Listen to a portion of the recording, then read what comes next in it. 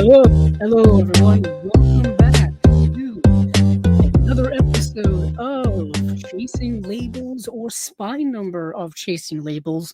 And I am your host Andrew, and today this is Spy Number or episode number 168.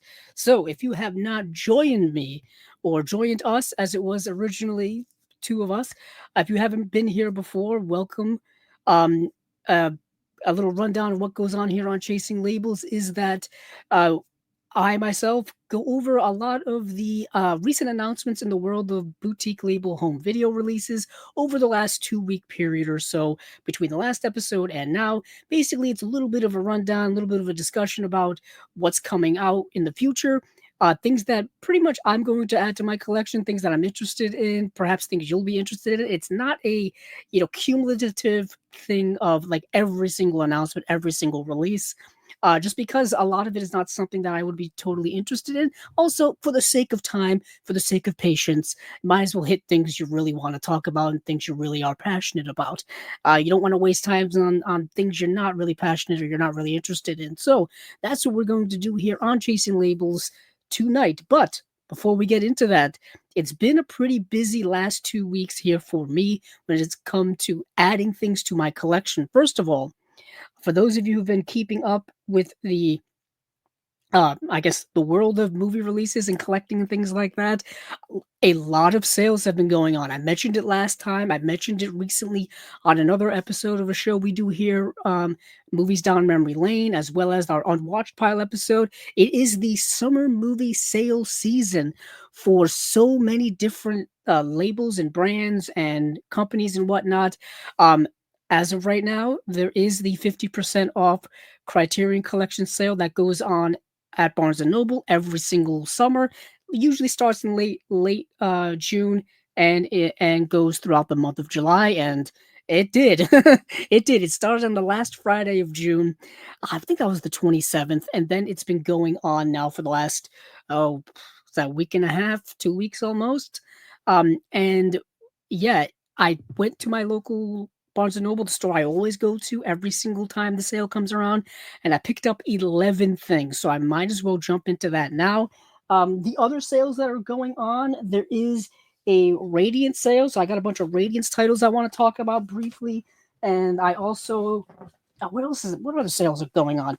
Uh-oh, dropping things already. So there is like I said, there was a Radiant sale that was going on at both Barnes and Noble as well as the radiance.co.uk website, which has ended now. So that's ended. But I'm not sure if the one over at Barnes and Noble is still going on. I should probably check up on that. But the one, but what other sale is going on? Oh, there's a Kino sale. Yeah, there's a Kino. There's a Kino sale over on their website. It's their summer sale. They seem to have seasonal sales going on there all the time. So I haven't even looked at that yet. So that's happening. There's a buy two get one free sale that's currently going on at Target. That's going on until July 12th, and that's on things like books and video games, Funko Pops, movies, of course. Not a big selection of movies over at Target.com lately. Certainly, their stores don't have anything anymore. But if you want to check out there, also Amazon is doing that same sale. So if you want to go there and check that out, please go right ahead and do that. Just want to give people options and whatnot. But yeah, so Criterion sale stuff. Picked up 11 titles.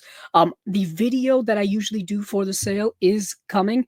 I have all the footage shot. I just have to upload it and edit it. But over the last week, I've pretty much just been watching movies nonstop in preparing for this episode. So I've had no time or energy to do that, but it is coming. But I figured I would show you what I got now, a little preview of the video of me going inside my local store. So here we go. A couple of Janus contemporary titles. I have No Bears and I have EO. These were, I think, part of the first wave of Janus titles. So Janus contemporary label, sub-label, whatever you want to call it, imprint of Criterion is no more. So they have officially changed it now to Criterion Premieres. So the Janus Contemporaries line will be changing from Janus Contemporaries to Criterion Premieres. A little confusing, I know, because these aren't really kind of like official Criterion titles. These are just titles that are made by the Criterion Company. And the reason being why they're not, I would say, officially Criterion titles is they don't get the treatment that a Criterion release typically gets. Usually there's only like one or two special features on here, maybe.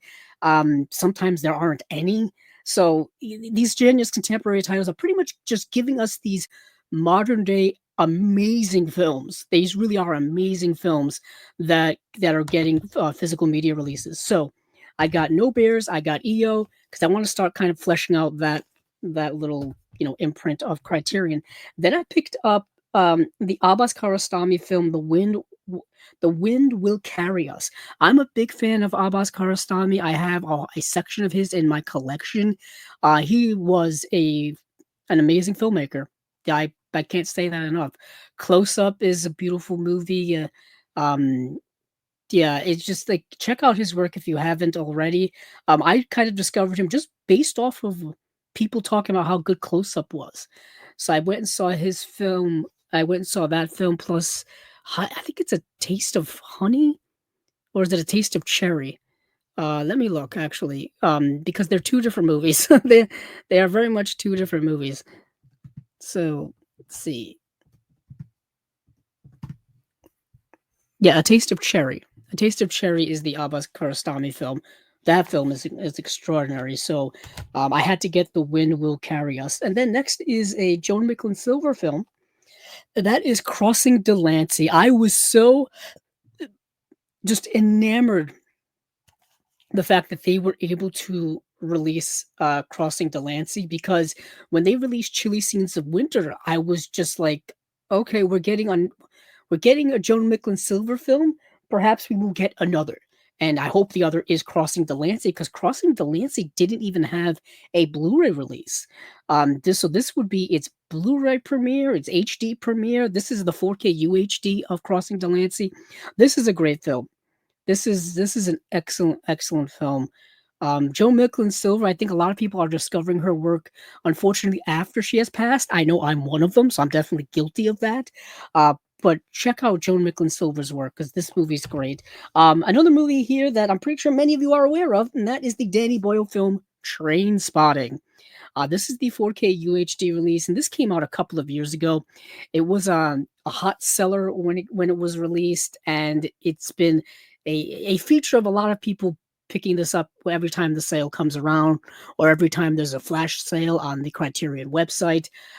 So the big old controversy with this is, as you can see, it's not quite a conventional package when it comes to this. It's they tried to go a little off book. Well, they went way off book with this, and I think they've since repackaged this in a more traditional, Blu-ray style packaging that you're used to seeing with Criterion, the clear casing and all of that. But this package here is indeed a little bit problematic. So, as you can see, thin pack here, and the way in which it opens is, as you can see here on the back, there's a little fold-in indent over here. It looks like it's torn, because it is actually, and that's just the way it comes. So there's a little indent tear here, um, and it's really kind of annoying. So you pull it out here ever so gently because you don't want to tear it further. Let me do it here. Actually, there it goes. It opens here. You see um character here, and then it folds out similar to the way in which the fold out package occurred with Citizen Kane. As you can see, the discs are in these two kind of sleeve packaging, which has got to be my least favorite kind of packaging. So the discs come out like so. You have the 4K, you have the Blu-ray. There's a booklet in here as well, which is also buried in some type of fold. So you got to like kind of dig it out. I appreciate the ambition, the execution, not so much. Not so much. Um, yeah, it's a little wonky. Needless to say, I won't be, as it is, I can't even get the booklet back in. So, needless to say, I won't be, maneuvering it too much because I'm afraid this thing's gonna fall apart on me. I'm afraid it's gonna tear. As you see, there's a back and the front. For those of you listening on the audio, this is not really helpful at all. But all I can say is go over to the YouTube if you haven't already to give this little segment of view, and then you just kind of fold it back up and reinsert the little flap here into this torn area here, which is frightening the daylights out of me. Um, and there it goes. As it is, I was struggling with it to be ever so gentle. Um, yeah, so it's interesting. Not really functional, but interesting. And I got it just for the sake of having it as more of like a collector's item type of thing. But moving on, 4K UHD of the Big Heat. Now this is classic film noir 101. There's Double Indemnity, there's The Maltese Falcon, there's a couple of other movies, but this right here, The Big Heat, starring Clint Ford, Gloria Graham, directed by the great Fritz Lang. This has been released on Blu-ray and DVD a couple of times. There were two Blu-ray releases from the now defunct Twilight Time. I have one of the Twilight Time releases of this, but this is the 4K UHD release. This is from new 4K digital restorations. This is going to look amazing. Beautiful black and white cinematography. Just gorgeous, gorgeous stuff. 2-disc edition. I talked about all of these when they were announced, but it's nice to have them, in person. Next, Stephen Frears, The Grifter. I think Stephen Frears is just one of our most underrated directors, in my opinion. He did a few films that are actually in the Criterion Collection. He did My Beautiful Laundrette, which I bought last sale. He also did The Hit, which is a super underrated movie. If you've never seen Stephen Frears' movie The Hit, check that movie out.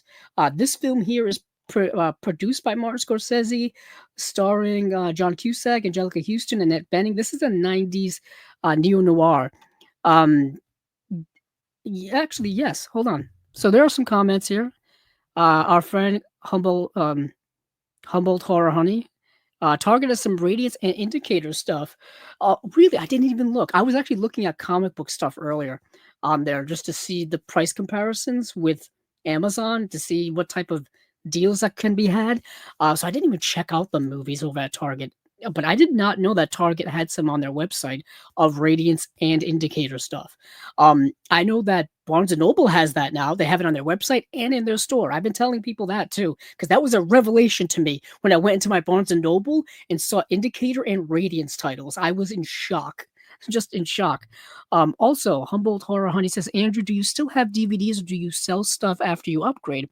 I'm going through all my DVDs purging. So I still have DVDs in my collection on my shelves. You can possibly see some behind me. Probably can't, not at this angle, but some movies I either haven't upgraded yet, or some movies do not have Blu-ray upgrades yet. And I'm kind of waiting to see whether we're going to get them or whether they're going to be, we're going to get 4Ks of them at some point. Just off the top of my head, what do I have? That's a DVD. Oh, actually, there's a couple of here. So Shattered Glass actually just got a Blu-ray release from Imprint. So that's something I can upgrade. Let's see. Here we go. Perfectly. Right behind me. This movie does not have a Blu-ray release right now. It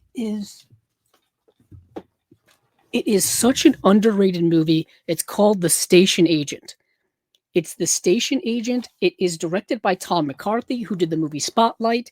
And Tom McCarthy has not directed a lot of things. He's actually acted more than he's directed. But this stars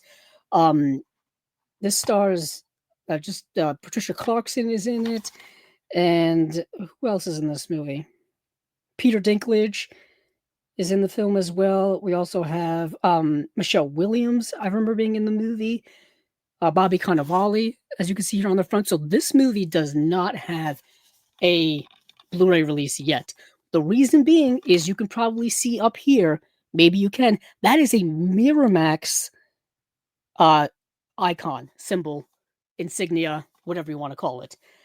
So the Miramax catalog, like I've said a bunch of times, is in a bunch of different places. Not really actually in a bunch of different places. Paramount actually owns a lot of the Miramax catalog right now.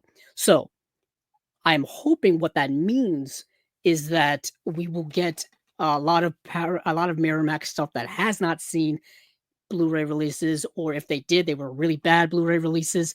Um, and hopefully that will happen someday. So basically, I kind of keep a lot of the DVDs on my shelves as also placeholders to remind me that I need to upgrade them. I'm just looking over here at my comedy section, and for example, Scary Movie. Like I need a Blu-ray of Scary Movie, Half Baked. There's a couple other ones here. Man of the Year, the Robin Williams film. I need to upgrade that. So I understand what you're saying. And what do I do with my DVDs after that? I kind of just keep. I set them aside, and I kind of just keep them there. Unfortunately, I think we've reached a point in the collector's world and the home media world where DVDs aren't worth anything anymore.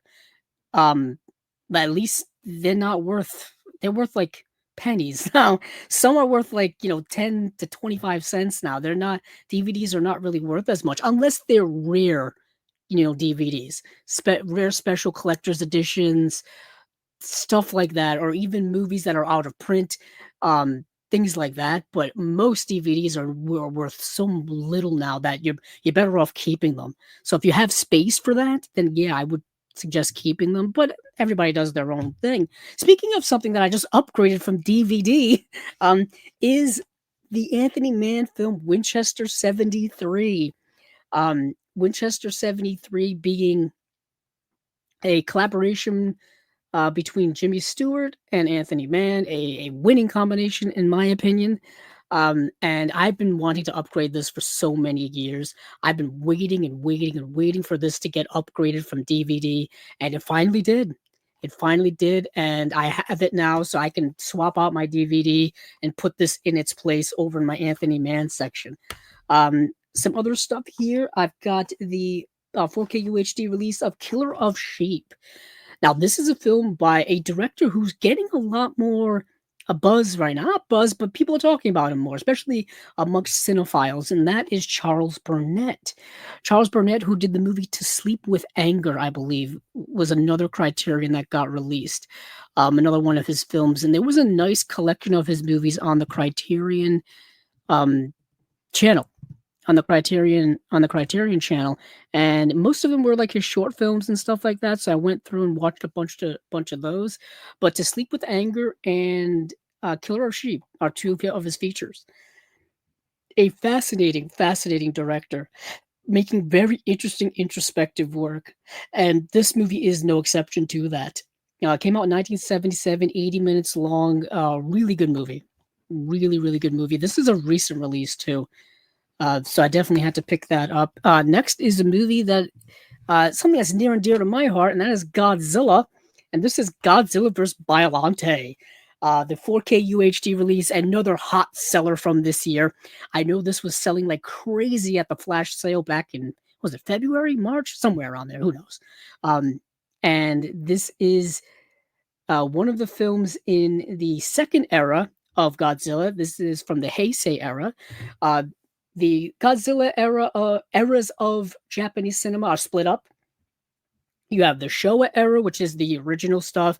That's from his original Gojira 1954 all the way up to the mid to late 70s. That's the Showa era. The Showa set, the Criterion put out, all the movies are in there. And next you have the Heisei era, which starts with I think was it Godzilla 1984? And then I think you have Godzilla vs. Biollante. I have to go and actually look all that up. But I kind of wish they would have put all these in a box set similar to what they did with the Showa era stuff. My hope is that they don't, release all of these and then decide to put it in a box set. That would annoy me. That would so annoy me. But Godzilla vs. Biollante, I love a good kaiju. I love Godzilla so much. I'm trying to get all of the Godzilla films from all the different eras, so I'm making my way through all of that. This has already been released on Blu-ray, on a Blu-ray that came out years ago that went out of print and was going for big bucks on eBay. And then this was announced. And this one blows away that release. In picture quality, obviously, because 4K versus old Blu-ray. But last but certainly not least is another Blu-ray to 4K upgrade, and this is William Friedkin's Sorcerer.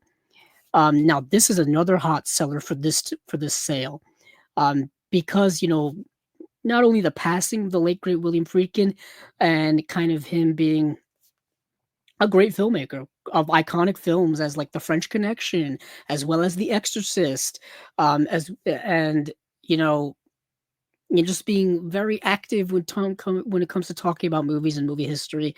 That's what I appreciate a lot about him. He had a lot to say. He had a lot to say, but his movie Sorcerer has gotten a big time reappraisal over the last many years.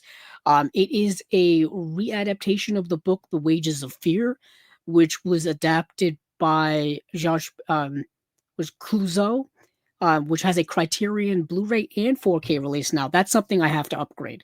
I'm going to be going back to the sale sometime soon, and they had a bunch of copies of that, but I held off because I know I can get it before the sale ends. But Wages of Fear, the Clouseau film, I think is one of the greatest films ever made. Like, full stop. One of the greatest films ever made. And William Friedkin decided to readapt that book, and the movie was not received well at all at the time that it came out. And like I said, it's been reappraised over the years now to be considered kind of a classic, in my opinion. Really good film. I can't wait to rewatch it in 4K. I haven't seen it in several years. I have the old Warner Brothers Blu-ray, which came in a digibook style, and so that this is going to be an upgrade from that, because I think that came out in like 2011. So I've got all of these here. Um, Speaking of Radiance and whatnot, I guess we'll talk about a little Radiance now. This is going on a little longer than I wanted, but whatever. We're talking about movies here. I can make up the time later on during the show, during the announcements. Let's see. By the way, so some of actually my main priority when it came to the Radiant sale was to keep tabs on what was going out of print, on what was selling out on the Radiance website, and what they were saying that the copies are getting low, things are going out of print. They did a pretty good job of sending us emails. If you go to their website and sign up for like their newsletter and stuff like that, they're pretty informative with telling you, hey, 95% of this title is sold out. 99% of this title is sold out. Even on their social media, they were like, we have 10 copies left of this. Buy yours now. But there's still some I gotta go and actually look at. But things that I bought were a combination of stuff I got after, like, yeah, after my birthday with some birthday money and whatnot. Some were stuff that I just had to get because they were out of print. So let's go into them. All these titles I've talked about before at one point during the show. Goodbye and Amen. Uh, and then I've got a double feature here of Nomad plus My Heart is That Eternal Rose. Now, this is a very recent release. Like, I just talked about this on an episode this year. So this is a super duper recent release. Next, I have Sympathy for the Underdog. And then I have Shuzu River, which I think is an amazing movie. This movie's fantastic. This sold. I'm actually I'm both glad and happy that this sold out.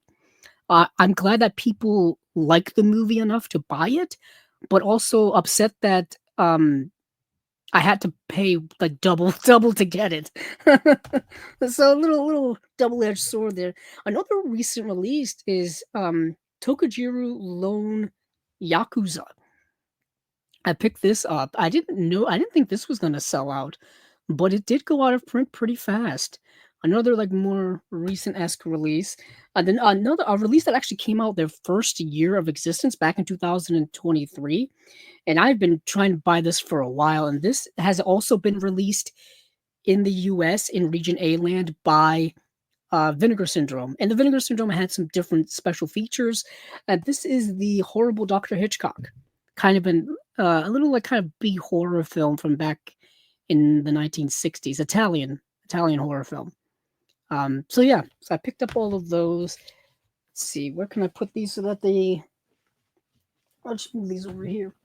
I'll grab this while I'm here too. So an hour release that I got was Dark City, the Alex Proyas 1998 neo noir. This is a 2-disc edition. It's got the director's cut, the theatrical cut. This is a 4K release. This movie desperately needed some type of remastered re-release, and I'm glad that it did because I think it's underrated. I think it's super underrated. It's a movie starring an underrated actor and Rufus Sewell. Um, Kiefer Sutherland's in this film as well. Um, Jennifer Connelly? Yes. So in my opinion, it's also written by David Goyer. Yeah, David Goyer wrote the screenplay for Batman Begins, and I think he wrote the story for The Dark Knight. I think it was Christopher Nolan's brother who wrote the screenplay for The Dark Knight.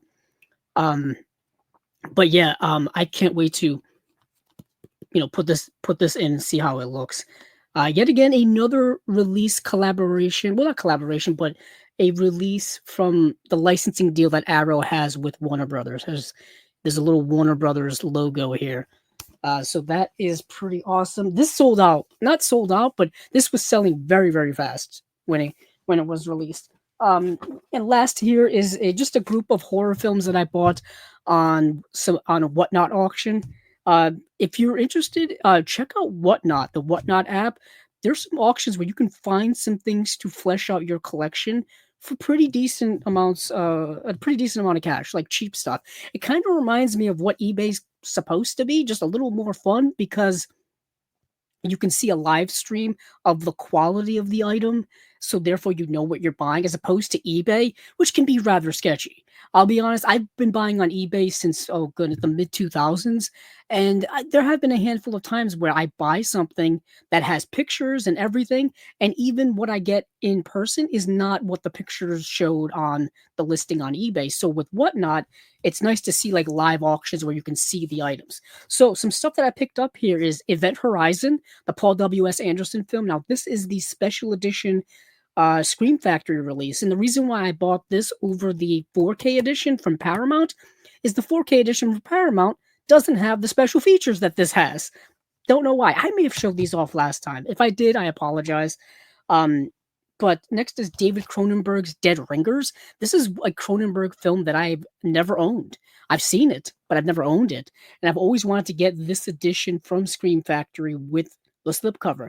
And the slipcover has always been kind of hard to find. Pick that up. A little bit of some older horror here is The Body Snatcher with Boris Karloff. Now, this is a Val Lewton produced film. Um, it just Yeah, this is a Val Lewton produced film directed by Robert Wise, produced at RKO, I believe. And I've been trying to get all of the Val Lewton like produced horror films from like the 40s and 50s, and there's a couple more I still need to get. But The Body Snatcher is one of them. I think I still need to get The Leopard Man. The Leopard Man is one I still need to get. This movie, I'm pretty sure many of you know, Old, the M. Night Shyamalan film. I figured I might as well get it. I got it for cheap. So it's not my favorite M. Night Shyamalan film. I don't dismiss it entirely, but it's okay. It's to me it's okay. I like the concept. The execution is a little wonky. I don't know what it is with M. Night Shyamalan in writing dialogue. He That's when he loses me. Like his concepts are great, but like the dialogue is just not there. I don't know why. But anywho, I picked up Old. I have where is it? I must have put it somewhere. I do have not was it Knock at the Cabin? And then actually his newest film is being shot currently in Rhode Island where I live. He's shooting it down in like smaller towns down by the ocean. Um, but yeah, he's shooting his current film with Jake Gyllenhaal here in Rhode Island right now. And yeah, he's been here I think since early June. So I figured I might as well get more of his stuff. Next is another movie I'm pretty sure many of you know, and that is Toby Hooper's Poltergeist.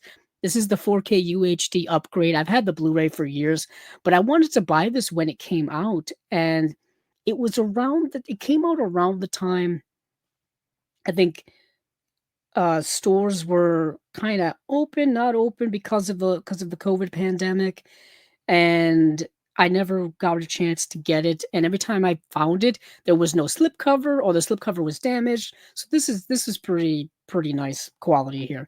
Um, yeah, so that's Poltergeist classic, Toby Hooper film from the 80s. Next up here is another film probably many of you are aware of, and that is Prince of Darkness, the John Carpenter film. I've never owned this movie, but I've been trying to slowly get all of John Carpenter's work over the years, and I knew I would have to get this eventually. I've seen it, um, starring Donald Pleasance, dealing with a what like an evil like devil worshipping cult or something like that.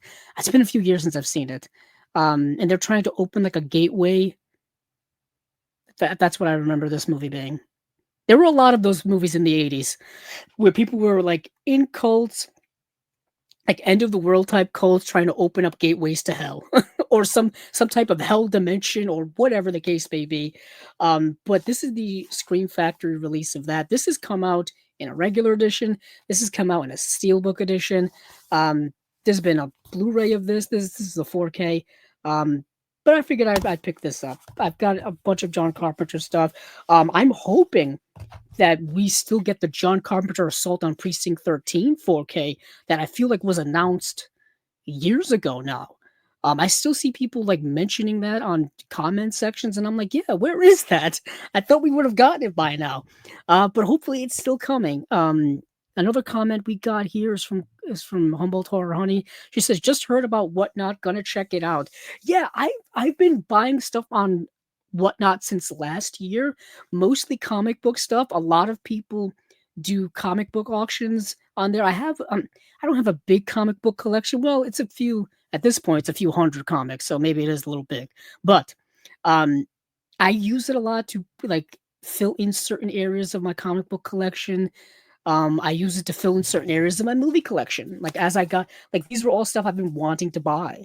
So I finally was able to get them. And like I said, it's a pretty cool concept, having live auctions. And typically, the sellers are really good. They ship fast, they're packaged well, all that kind of stuff. Um, so I've never had a problem at all. I've even started buying vinyl records on there. I just bought a couple of vinyl records, and I haven't bought records in years. Um, I bought I bought two albums from the band Heart. I bought the soundtrack for Blade Runner on vinyl, and I just bought Led Zeppelin 3, the album. I have Led Zeppelin 1 and 4, and I need to like fill in that little gap there of 2 and 3. So I was on it. I was on a live stream, and I asked the guy in the comment. I asked the guy, hosting it, saying, "Do you have any Led Zeppelin? I need Led Zeppelin 2 and 3." And he just so happened to have an original like Led Zeppelin 3 album from 1970, and I was like, "Yeah, I'll take it." I I now own like a 50-year-old Led Zeppelin album. That's kind of amazing to me. Led Zeppelin's always been one of my favorite bands.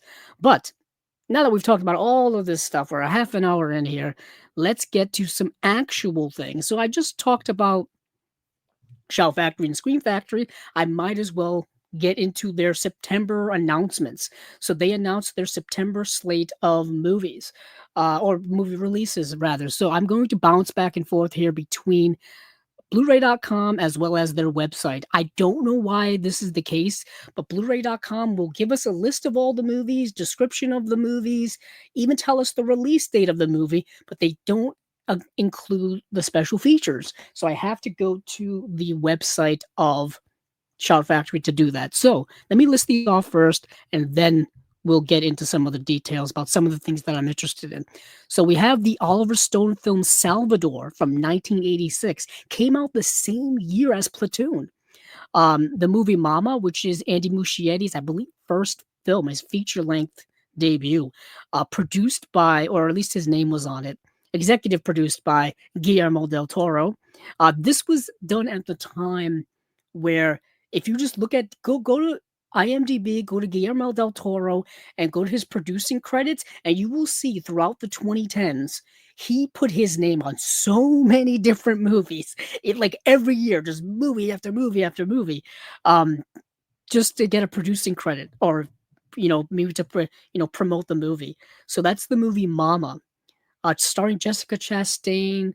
Um, what's his name is also in this movie. Nikolaj Coster-Waldau from Game of Thrones fame.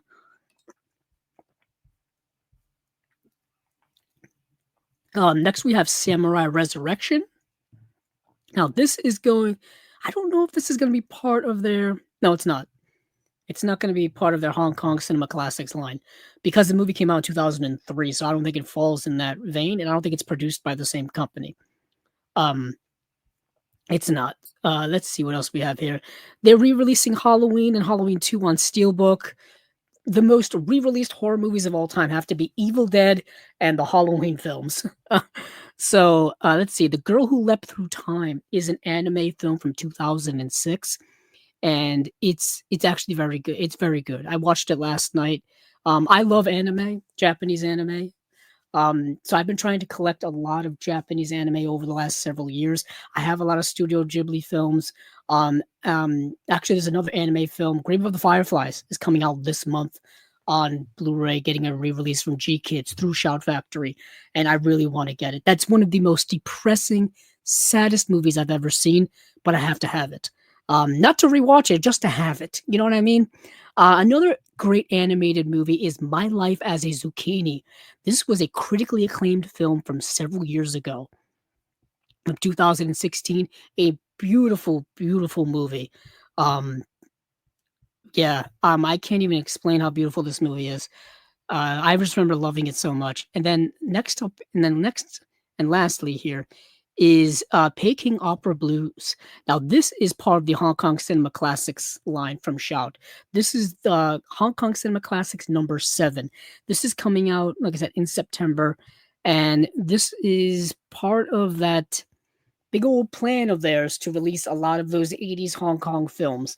Now, I'm holding out on these just to see what Arrow is going to do. As I mentioned several episodes ago, Arrow also has the rights to all of these movies, like Shout does. Well, I think Arrow actually got the rights from Shout. But, so we will see what unfolds there in terms of, quality, difference in releases, difference in quality of releases, difference in special features, stuff like that.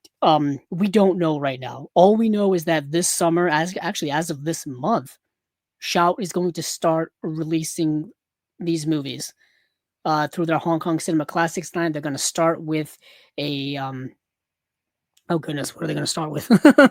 They're starting with a box set. I know that, and it's going to be let's see. Of course, that's No Help, Hong Kong Cinema Classics. So it's going to be, why can't I remember his name?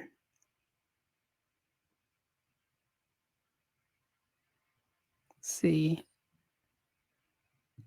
Is it going to be a Chow Yun Fat box set?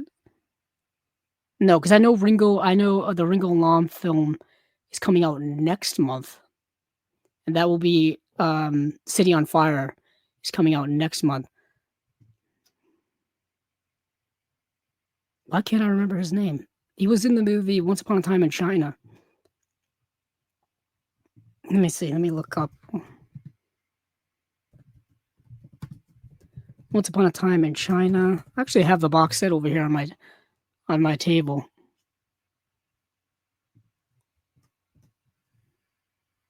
Jet Li. So I could not remember Jet Li's name to save my life. Yeah, there's gonna be a Jet Li box set, I believe, that's coming out. And that will kick off their Hong Kong Cinema Classics line and all that stuff. Oh, really? I'm so jealous. So Humboldt Horror Honey says Heart was my first concert. I'm incredibly jealous because I have not seen Heart, but I've been a fan of Heart like my whole life, and I know they're touring. And I think they're touring now, or they were touring. And I know the lead singers just went through a battle with cancer, um, and they're battling back from that. But I've always been a big fan of Heart. I yeah, that album's pretty amazing. So I got like their 2 of their earlier albums. Um, it's great stuff, great stuff. I've seen a bunch. It's crazy. I've seen a bunch of classic bands and musicians in concert, but it's always the ones you haven't seen are the ones you think about the most. You know what I'm saying? Um, Yeah, so I've seen, so I've seen Aerosmith, I've seen Lenny Kravitz, um, who else have I seen that's classic? I've seen Guns N' Roses 3 times, um, I've seen Alice in Chains, um, gee, I've seen maybe not a classic, but Godsmack I wouldn't consider classic, but, yeah, yeah, it's interesting. Yeah, thank you, Humboldt. There must be a little bit of a delay, but yes, Jet Li. That was exactly who I was thinking of. Um, but let's see. So I just went through all of those movies. Let me go check out some of the special features for some of these. Let's go back up to the top with Salvador. So Salvador is, like I said, an Oliver Stone film from 1986. As you can imagine, um, it is incredibly political. Oliver Stone and politics, they kind of go hand in hand. He's never shy about his politics throughout his entire career, and this film is no exception. Um, let's see.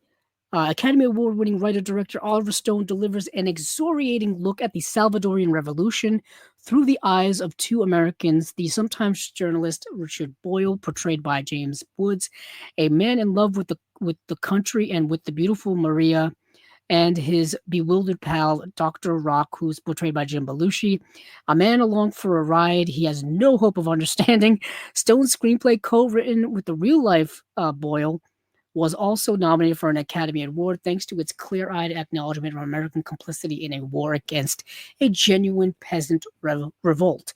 So, a lot of politics going on in this movie, a lot of political commentary, a lot of political themes, based on real life story, based on a real life event, based on a real life person, and also co-written by the person who the movie is about. And I think James Woods was nominated for an Oscar for it. I think, um, and yeah, it's a very, very political film dealing with something that I don't think a lot of people know of, which is the Salvadorian Revolution in the 1980s, who started in the late 70s and went all the way up, I think, until the early 90s. I want to say 1991, and it it's the movie is not, you know it's not it's not an easy watch because you're dealing with a lot of, like, human suffering and oppression and, innocent people getting caught up in this revolution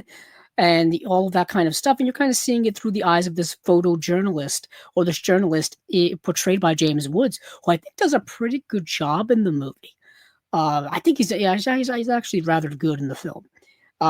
It's a more serious role for James Woods, but he's got some lighter comedy in it, especially early on. He and the back and forth between he and Jim Belushi is kind of funny. Jim Belushi in the movie is kind of going along on this wild ride, and the movie gets very serious, as you can imagine, being in a revolutionary, country, or a country that's in the middle of a revolution or in the middle of a civil war. But for special features, the new 4K restoration from the original camera negative, supervised and approved by Oliver Stone. Let's see, there's an audio commentary with Oliver Stone, and there is a new interview with Oliver Stone, a new interview with James Woods, a new interview with John Savage, a new interview with Michael Murphy, a new interview with Tony Piana, new interview with costume designer Catherine Morrison, new interview with prosthetic makeup artist Gordon J. Smith, Into the Valley of Death, The Making of Salvador, and some deleted scenes, a 2-disc edition, 4K, and a Blu-ray. This is something that definitely I'm interested in. I have, like, a lot of other Oliver Stone films, so this one I have to add to the collection. You know what I'm saying? Let's see what else we've got here in terms of what we're looking at. Let me take a look at the Mama special features. I'm just curious because Mama's been out on Blu-ray for many, many years. I believe through Universal. Let me see. Was it you? Yeah, it is Universal. So the story of Mama, it's a horror story dealing with, you know, um, a ghost that's still lingering around. A ghost that's still lingering around that is kind of taken, not possession of, but is kind of warding over these two young orphaned girls. and the people who take them in now are affected by this. I'm being a little cagey about it because there is a mystery and whatnot. I want to keep that a little close, a little under wraps. I'm pretty sure many of you have seen it. The movie's been around since 2013. I remember a lot of people talking about it when it came out.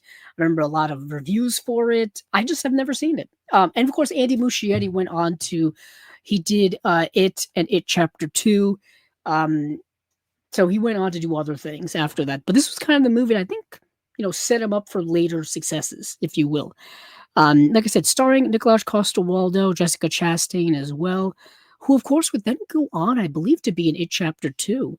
I have those movies actually. But new 2024 4K restoration. Okay. We got, a movie that is 12 years old getting a new 4K restoration. Okay. Let's see. We've got audio commentary with director, co-writer Andy Muschietti and producer, co-writer Barbara Muschietti. The disc 2, we have a new interview with producer J. Miles Dale. New interview with director of photography Antonio Riestra. New interview with costume designer Louis Sequeira. And new interview with production designer Anastasia Massaro. Original short with introduction by Guillermo del Toro. That's really cool. Anytime you get him talking about movies, that's a win for me. Then you have The Birth of Mama. So obviously, I'm assuming some of these are carryover special features, but anything here that says new is new. I'm assuming the audio commentary is the old one too. That's my guess. But like I said, 2-disc edition for Mama. For those of you who are horror enthusiasts, hey, why not? Let's see what else we've got here. Let me go back over to what I was looking at. Let's see. So Samurai Resurrection, I feel, has already been released. Am I crazy for thinking that? Hold on for 1 second here. For some reason, my computer is not plugged in.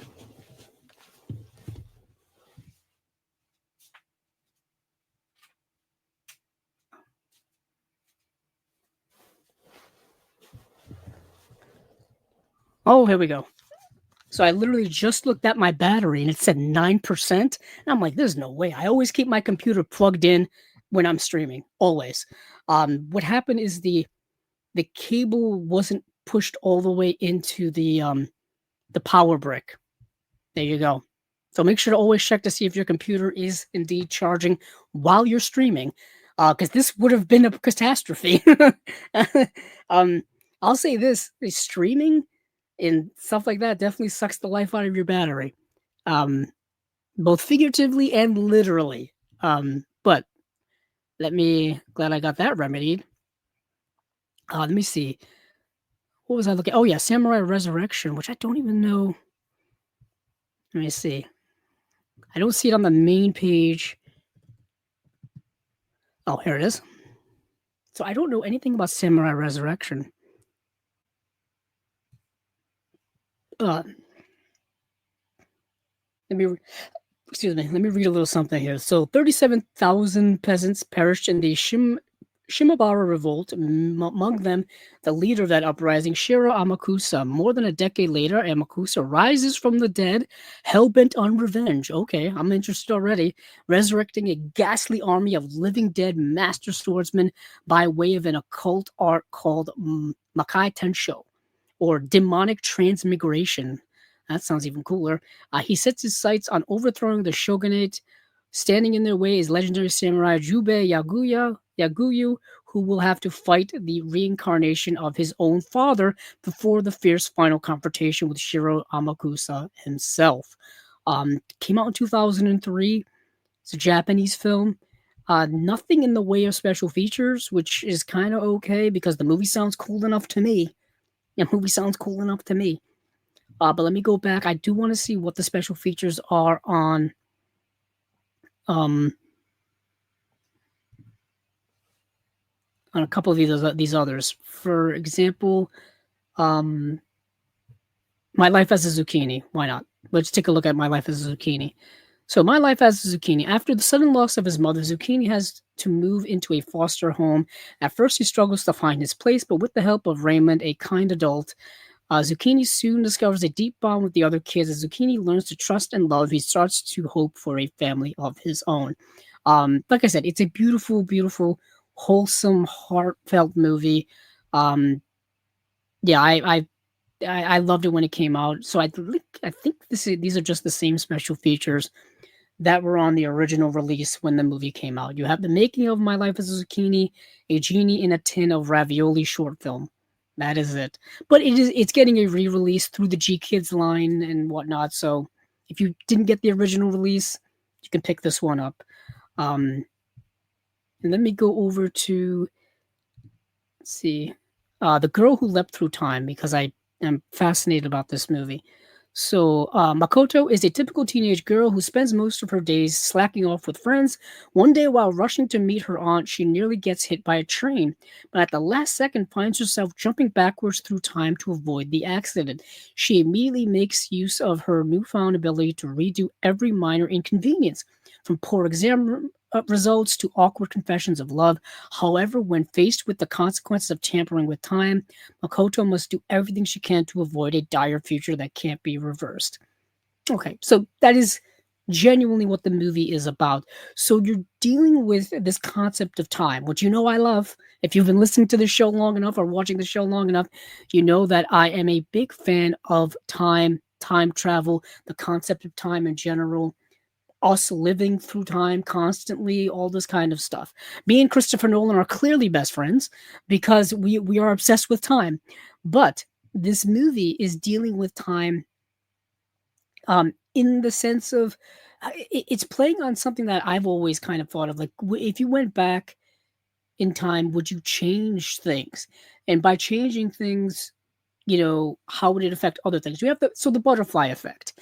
This movie doesn't quite play with the butterfly effect, in the general sense, but it is playing with this idea of, like, you can't change every single detail in life. You know what I'm saying? You can't change, like, oh, I woke up on the wrong side of the bed today. I should have went to bed earlier last night. Going back to change something like that. This was like the bad results of a surprise test.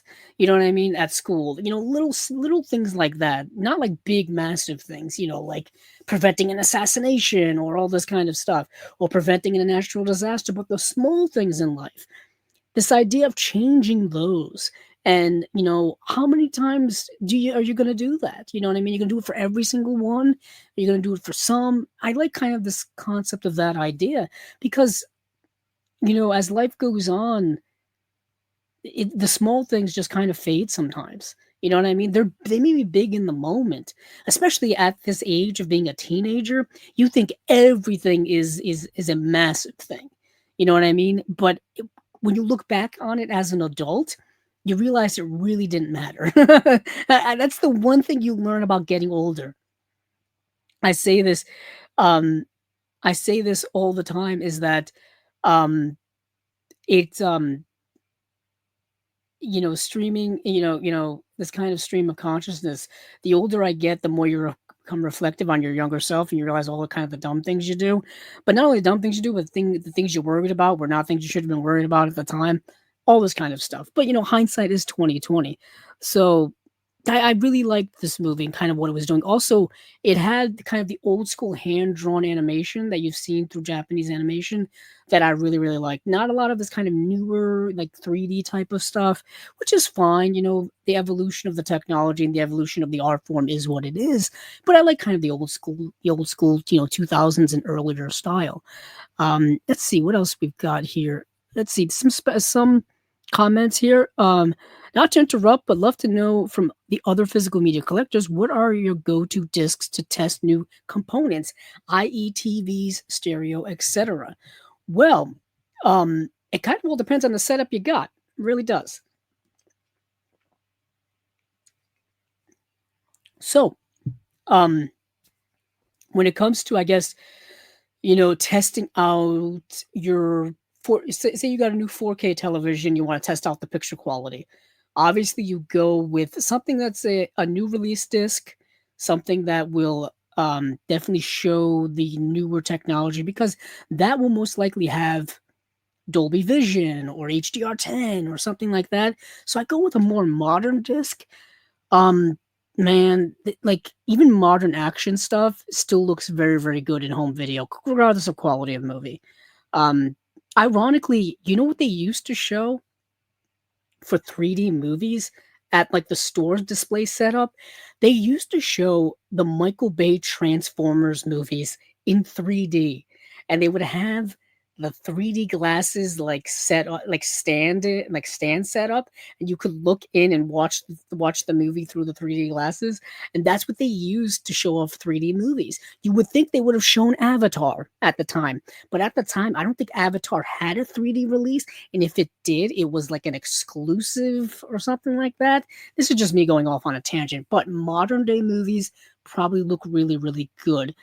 Older movies, if you're a cinephile, that's when things get interesting for older movies because. For example, Jaws just had its 50th anniversary release.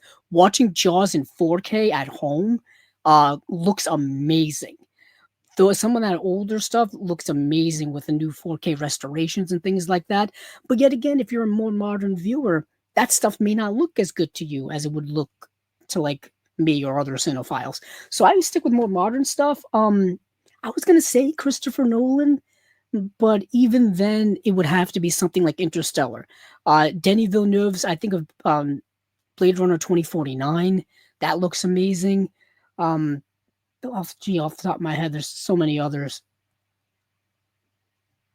Yeah, like I said, any modern, like, I'm just looking around me to see if I have anything. Modern action stuff. Oh, it's even animation, 4K in animation looks fantastic. The Spider-Man, the Across the Spider-Verse and Into the Spider-Verse movies, I think look really, really good in 4K. Like, even though they're kind of mishing and mashing colors and forms and stuff like that, these movies look amazing in 4K. Also, Disney animation in 4K looks very good too. I'm thinking of Wally. Wally looks really good. Um, but when you want to test out surround sound systems, now you're getting into something else. Now I would definitely go with something like an action film, like Christopher Nolan, even something like Dunkirk to hear the bullets going by the beach shot. That's really really good. When I used to test out the systems using Point Break because of the ocean sounds when they were surfing. I used to test out like my older systems using the Point Break DVD. That's what I used to use. Or this is what I always tested out my DVD setups. Lord of the Rings, Fellowship of the Ring. That's what I used to use. And I would use that now too. Because the sound of that is so powerful, especially the opening sequence, the the battle, the Last Alliance battle. That's right at the beginning when they're fighting Sauron, the elves and men, and that sequence. That's what I would use because you've got the score pumping, you got the sound effects, you got the action shots, you got the bass in there. Every time Sauron swings, you hear the bass hit. Oh, I'm just going on a tangent now. I'm going on a tangent now. Um, um, yeah, that's what I used to use, and now I could use the 4K. Coincidentally, I know a lot of people, don't like the 4K, but I still do. Some other comments here: is he streaming somewhere else too? So I'm using StreamYard to stream. That's what we use here on Chasing Labels to as software to stream. And I think there's a little bit of a delay between me talking here on StreamYard and you getting it on YouTube. I don't know how much the delay is, if it's a few seconds, if it's a minute, or what the case may be. Um, but there must be a delay. Um, but let's see. Interstellar is my go-to. Makes sense. Um, Same here. Let's see. What do you watch on now? Player, screen, stereo, if any. So I have a TV. I have a 65-inch Sony TV. It's not an OLED TV. I always say this. I think it's a 9 boy. It may be like a 930G or 930H. I can't remember. I have to look that up. It's from a few years ago, but I got it right before the OLEDs went down in price. So when this TV that's currently in front of me, I'm pointing at it, you can't see it. Um, I got the model that was right below the OLEDs, the OLEDs. Basically, it was like the highest Sony mid-range was a certain price, and then the OLEDs were above $2,000 at the time. Now things have shifted. Now the OLEDs are down to where those mid-range prices were, and um and now those mid-range prices have dropped a little bit. It's kind of the way it's gone. Um and so I kind of, if I had waited a year or two, but I needed a new TV at the time. So whatever the case may be, I have a Sony 4K player. I have a region-free Sony Blu-ray player to play like the region-free Blu-rays and whatnot. Region-free 4K players do exist, but I always found it kind of irrelevant because 4K is region-free anyway. Most of them are, I should say. Most of 4K, most 4Ks are region free. Some are region locked, unfortunately. And you just got to be aware of that, which ones are region locked, which ones aren't. I have a 5.1 stereo surround sound system. You can see that way. That's one of the speakers. I got another one over here. I've got two in front of me, one in the center, and a subwoofer. It's a small space. For those of you watching here on YouTube, it's a very small space I have down here in my basement. So it's very much all encompassing. You know what I mean? A 7.1 I wouldn't need it because of the space, and two, I would have to be hanging speakers up in the ceilings, and that would be a whole big project. As it is, fishing wires through the wall, back up and over to these speakers was a pain. Now they do have, and I'm going off on a tangent here. I need a spotter, but they do have um, wireless back speakers. They came out with those several years ago, um, but I always prefer things that are hardwired for the most part. Obviously, internet, Wi-Fi, you know, it's a little tougher, um, depending on where you have your router or modem in your home. But when it comes to speakers and players, I prefer things to be hardwired in. Um, yeah, so that's kind of my setup in a nutshell. Um, no, I never did Humboldt Horror Honey. So Humboldt Horror Honey asks the $1 million question: did you ever do a full video of your space? I have not, and it's been something I've been wanting to do for years. And right now, I am currently, as you can see behind me, these are newish shelves. They've been here for a couple of weeks. They've been here for about a month now. I got them like right before my birthday, so about a month ago. So I'm currently moving things in my collection because I used to have stacks of movies up around me. So those stacks, I've been going through, organizing them by genres, and putting them where they need to be. You know what I mean? In the collection. So I'm slowly going through all of that, and I still have. You can't see it. I got stacks up next to me. Um, and then I'm also kind of still getting new stuff in as well. So now I'm having to decide, should I just put them in now? should I just put them in now while I'm organizing? Because I'm here. I might as well. Instead of having to, make space later on, I've got the space now. So I'm making those decisions. Um, so that's where I am. So maybe after I'm all done with that, I may do a collection overview, but it would still be a little bit of a mess because I still don't have enough room share. But I could do it in parts because I've got some like I'll do like box sets, and I could do drama, comedy. Maybe I could split it up like that, um, and then put them out in sequences. I've seen people do that before. Um, yeah, I may do that, but I haven't really done a full, never really done a full setup. I did one for my comic book collection a long time ago. That one, and my comic book collection is like tripled in size since. Um, and it's completely different now, actually. Still heavily Batman favored, but um, yeah. So let's get back to what we were talking about here. So I just talked about the girl who leapt through time. Special features for that were storyboards, commentary with the director and voice cast, and then storyboard commentary. So nothing really much in the way of that. The last but certainly not least here is Peking Opera Blues. I wanted to watch this movie. This movie has a really high rating on Letterboxd, and I've heard about it, but I've never seen it. I believe is it directed by the same director who did Once Upon a Time in China? I think it is. Um, so let's see, Bridget Lin, Cherry Chung, and Sally Ye or Yi, light up the screen in the fast-paced and sparkling action comedy from Sui Hark, who did Once Upon a Time in China, Twin Dragons, and Double Team. Don't know why I threw that in there, but okay. In the aftermath of China's first democratic revolution, three high-spirited young women from very different backgrounds cross paths on a quest for liberation. Um, fate finds the three joining forces to discover their respective warriors within. Yeah, so this is a 4K UHD release, and I believe this is part of their Hong Kong Cinema Classics line number 7 coming out in September. We've got a 4K scan from the original camera negative. There is an audio commentary with film critic James Mudge. There is, let's see, the second disc has that same audio commentary and has some new stuff.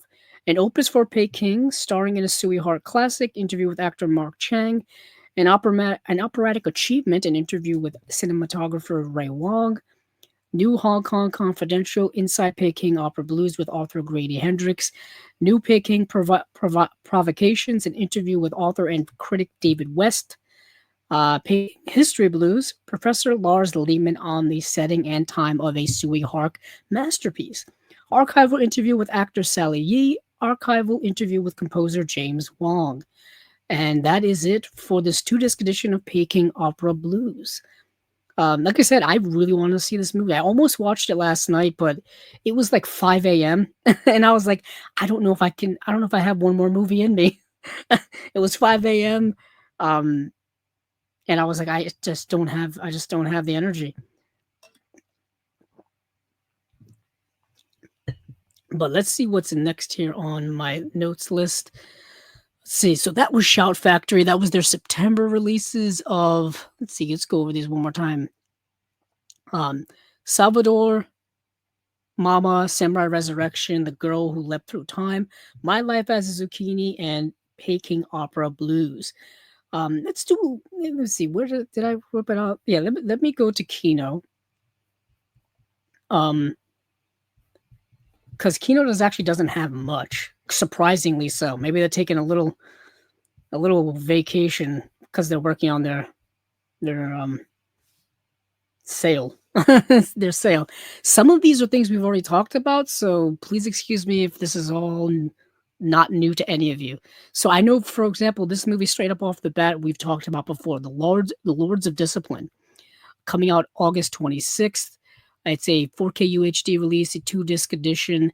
Lords of Discipline is a riveting and suspenseful tale of human triumph. David Keith, who was in An Officer and a Gentleman, gives an intense performance as Will McLean, a fine, disciplined cadet whose uncompromising integrity leads him to defy and reject the rules of conduct that have shaped him. Okay. So it sounds like almost like A Few Good Men meets Serpico. Yeah, that's what it sounds like to me. But anywho, 2-disc edition, new audio commentary by film historian Steve Mitchell and Nathaniel Thompson, with Pat Conroy, historian Lynn Smith. That's on the first disc. On the second disc is an audio commentary, that same one actually, An Actor and a Gentleman, new interview with star David Keith. Films to Change the World, a new interview with director Frank Rodham. Okay, 40 minutes long. That's a long interview. And that is it. So that's coming out August 26th. Next, we've got something we've already talked about before, but we've got more details now. That is The Rundown with The Rock. Came out in 2003. Oh, who else is in this movie? Sean William Scott is in this movie as well. This was right around the time The Rock was transitioning from wrestling over to being an actor. I think before this, he was in The Mummy Returns as the Scorpion King, and I think the Scorpion King would come out after this, his own solo Scorpion King movie, but this was The Rundown. This is kind of an underrated, I think, 2000s action movie starring The Rock. So Welcome to the Jungle. Dwayne The Rock Johnson teams up with Sean William Scott for a wildly entertaining action adventure that Good Morning America's Joel Siegel raves is one of the year's biggest and most fun movies. Okay, we're throwing in old reviews here. Um, Dwayne Johnson is a bounty hunter sent into the treacherous jungles of the Amazon to bring back the rebellious Travis, portrayed by Sean William Scott, back to the States. When Beck and Travis reluctantly join forces to hunt down a priceless treasure, this unlikely team embarks on a pulse pounding, non-stop thrill ride. Co starring Rosario Dawson, John Grease, Ewan Bremner, and Christopher Walken, and directed by Peter Berg. I remember that. This was directed by Peter Berg. This is a 4K UHD release. This movie's been on DVD and Blu-ray for so many years. This movie is probably in so many people's collections. I had the DVD, I think, and I may have traded it in because it may have been like a full screen DVD.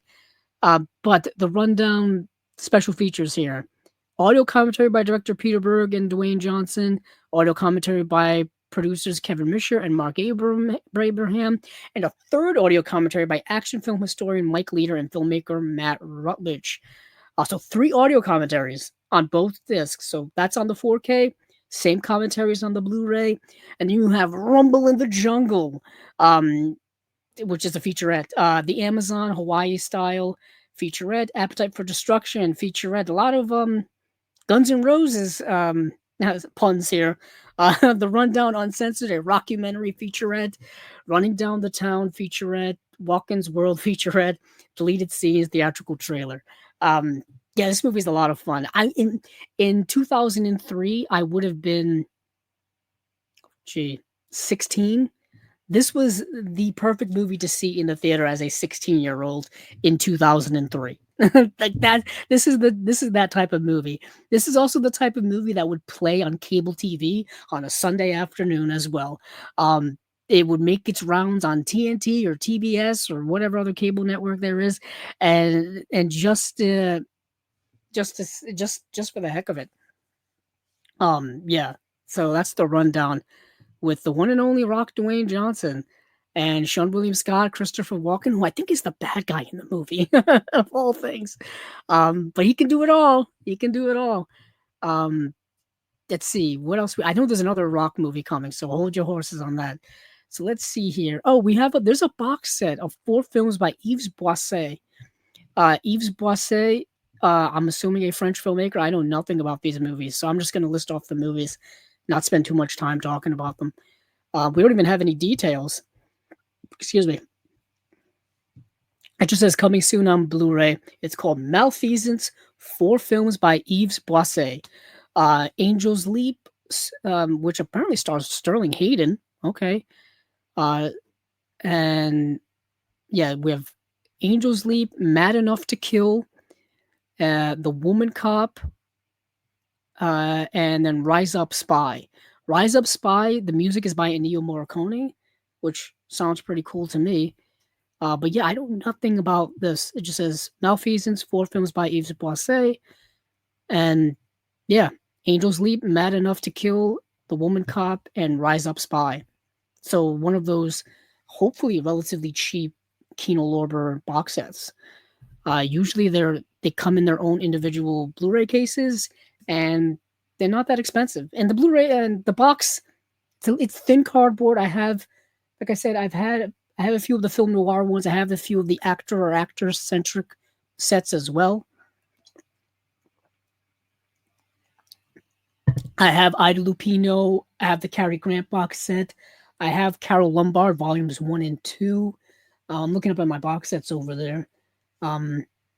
So it's thin cardboard. I always say this. They probably use the thinnest cardboard, so even just like moving it, if you bump it, if you press down too hard on it, it's gonna get indented. Goodness gracious, good luck buying it from Amazon, because I had to replace my Cary Grant box set twice because it came damaged. So that's like super unfortunate. So let's move on from there. We have man. Oh, this is a fun one from my childhood. Throw Mama from the Train from 1987. So obviously, I was born in 1987, so I wasn't around when this movie came out. I saw this movie on VHS years later when I was about 3 or 4 years old, maybe around four-ish, and I remember seeing a little bit of it on TV, and then my parents went to Blockbuster or whatever the local video store was at the time. I think it was Major Video, and because Blockbuster hadn't taken over quite yet.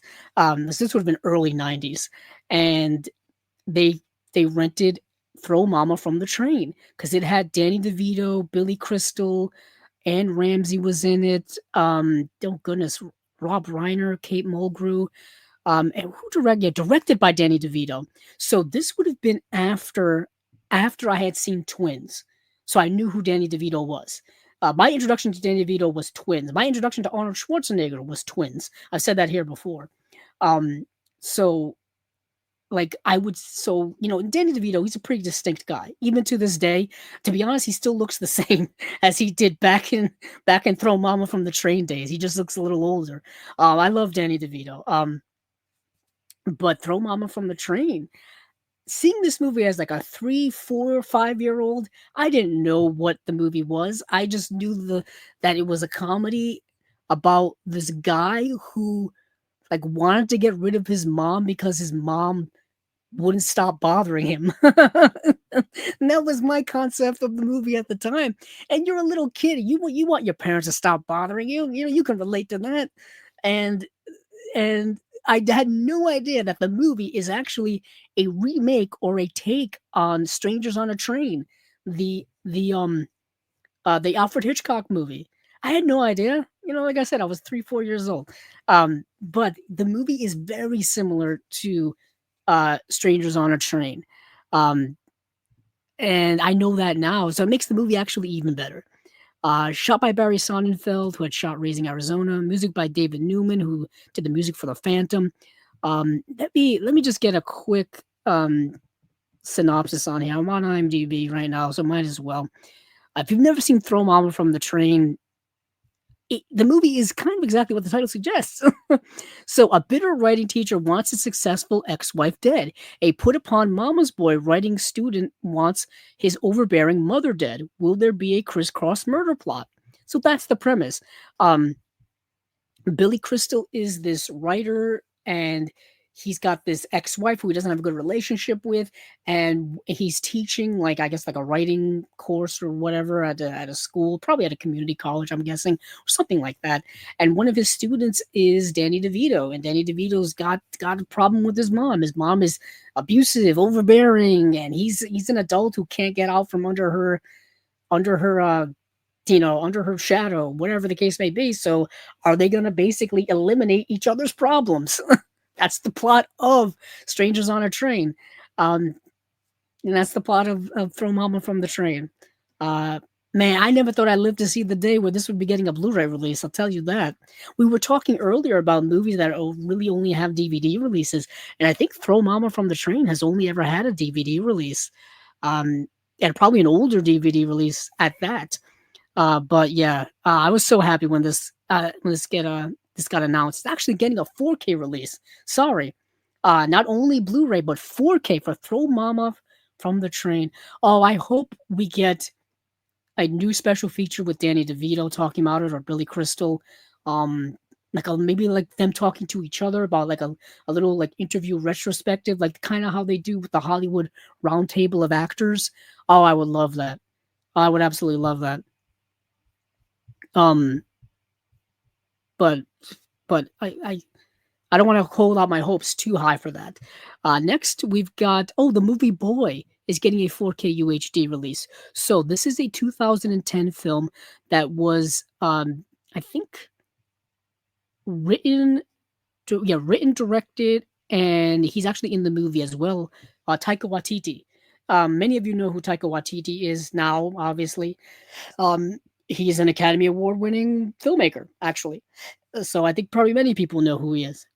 But early on in his career, he was doing these very interesting independent films in New Zealand, where he's from. And he did this. He did what was it? What's the other movie he did? Eagle versus Shark as well. But before he kind of became the big time guy that people know him now. He did these, like I said, like lower budget indie films from that time. Let me see. Let me check some stuff here. So I'm checking his director credits. A lot of music videos here. Jojo Rabbit, of course, is what he won the Oscar for. Of course, he directed Thor Ragnarok as well as Thor: Love and Thunder. He did What We Do in the Shadows. What We Do in the Shadows then had a TV adaptation, which is quite honestly what is well was because it's ended now, was one of my favorite TV shows of the last several years. What We Do in the Shadows is so great. Um, just brilliant, absolutely brilliant. He did Hunt for the Wilder People, which actually I was one of the few people who did a movie review for Hunt for the Wilder People when it came out, because I saw it in the theater actually. And then I did a review for it here on my YouTube channel at the time. So I did a movie reviews from about late 2016 all the way up to the end of 2019. I would do like weekly movie reviews, kind of like how everybody was doing at the time. It still does to this day. That's how kind of I started here on YouTube. And one of them was Hunt for the Wilder People. And I remember that because it was one of my most watched reviews. I didn't get a lot of reviews doing those. To be honest, that market is so overfilled with people. It's really hard to stand out in any way. It's really hard to do movie reviews now on YouTube and to get like a large audience, or not even a large audience, but a decent audience. Like I don't think any of my I think Hunt for the Wilder People was my most, like I said, my most biggest viewed one with I think I think maybe like a couple of hundred views or something. It was nothing substantial. But a lot of those reviews never got past like 20 views or anything like that. Um but I remember Hunt for the Wilder People came out. Super underrated movie. It's always a movie that I kind of wanted to get to. I never added it to my collection. I forgot who put that out. Let's see. Hunt for the Wilder People. Let's see. It got a US release, got a release everywhere, actually. Oh, Sony Pictures. I think it's out of print now, actually, because it's going for an exorbitant amount of money on Amazon. So I have to maybe track that down. Um, yeah, starring Sam Neill, Rhys Darby, Taika Waititi, Julian Dennison. I didn't realize that Sam Neill was from New Zealand until I saw that movie. And keep in mind, I saw Jurassic Park in the theater in 1993. And I saw Event Horizon when it came out as well. Well, I saw it on cable later, but I didn't know Sam Neill was from New Zealand because he never really used his accent in any of the movies I'd seen him in. Um, I even remember him doing like commercials in like the 90s too and 2000s, and I never ever heard him use his accent. I just thought that was odd. I just thought that was odd. But anywho, Taika Waititi's film Boy is getting a release. Now they don't list any of the special features. It's just one of those coming soon type of deals. But Boy is about an 11-year-old child and devout Michael Jackson fan who lives on the east coast of New Zealand in 1984, gets a chance to know his absentee criminal father, who has returned to find a bag of money he buried years ago. I think his absentee father, like kind of crappy father, is portrayed by Taika Waititi. Um, and so I don't know if this is like semi autobiographical or anything like that, but it's a bit of a coming of age film. Really good. It's a really good film too. So is what is it? Eagle vs Shark is also another one that I would recommend if you're not into the whole superhero thing and you know of Taika Waititi, you don't care about Thor, and you didn't really you don't want to watch his other movie. Check out his earlier stuff in Eagle vs Shark and Boy and Hunt for the Wilder People as well is another good one I would recommend for Taika Waititi. I know people are kind of like all burnt out on him now, I guess, but he still did some pretty good work. Let's see. Bum. Let's move past that. Oh, here's the other Rock movie, Walking Tall. Oh, 2004. So I saw this in the theater, Walking Tall. Had no idea it was a remake from a Joe Don Baker film from back in the day. But this stars Dwayne The Rock Johnson, Ashley Scott, Johnny Knoxville, Neil McDonough, Let's see, who directed this? Directed by Kevin Bray, who directed All About the Benjamins. Now, that's a movie you don't hear a lot about. So let's see. It's coming soon on 4K UHD. Nothing in the way of special features. So Walking Tall, um, like I said, it was an old um Joe Don Baker film that they remade with The Rock. Yeah, it was a Joe Don Baker film from 1973, and they remade it with The Rock 30 years later. Yes. So, a former U.S. soldier returns to his hometown to find it overrun by crime and corruption, which prompts him to clean house. So you got The Rock being like a badass in there. Let's see. And that is it. Okay. Let me see if there's anything else I missed. I'm just checking my notes. Nope. Nope. Nope. Yeah, like I said, not a lot from Kino this time around. Um, let's go. I just want to check the time. I may do this now. You know what? I'm going to do this now. I was gonna wait until like the end to do this, but I think I'll save Arrow for the end. Um, but just in case, I wanted to talk about Vinegar Syndrome and their partner labels. But I didn't know if they were closing down their website tonight at midnight because they're finishing up their subscriber week sales and deals and announcements tonight. So I don't know if they're closing down their website at midnight in order to like fulfill like a lot of their sales and things like that, and to kind of reboot their site. So just so I don't know that, I will go to their site now and talk about their announcements just because there are quite a lot, and that and midnight my time will be about an hour and a half from now. So I don't know what the deal is, but let's do that now. So I will do Vinegar Syndrome now, partner label stuff as well, and then we will talk about Umbrella and Arrow. And yeah, that'll be kind of it. But there's a lot to talk about here. I think there was like 22 partner label titles. So, like I said, they had their it was called their like Vinegar Syndrome, like Alien Invasion Summer Subscriber Week Extravaganza. Extravaganza.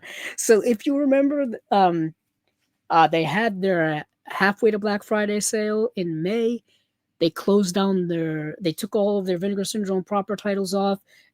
June was their partner label month, where all they had available was their partner label stuff. And then now they have their subscriber week stuff with all their stuff back, plus partner label daily deals, and all kinds of stuff. Actually, they had daily deals on their regular stuff too. So I want to make sure to mention all of that to you guys. Hopefully, you were paying attention and you saw a bunch of that stuff. If you didn't, sorry, it's, by this time you're probably listening or watching this, it's a little too late, but we will talk about this stuff nonetheless. So today, actually, they announced something that I am so happy about. Like, I'm pumped. Right off the bat here, Cinematograph actually had two announcements, but this one here is the one we are going to talk about right away. They are releasing the movie A New Leaf. This is the movie by Elaine May, and starring both her, Elaine May, and Walter Matthau. She directed and I believe wrote the film as well. Came out in 1971. I really like this movie a lot. Not only do I like this movie a lot, I'm so happy that it's getting another deluxe release.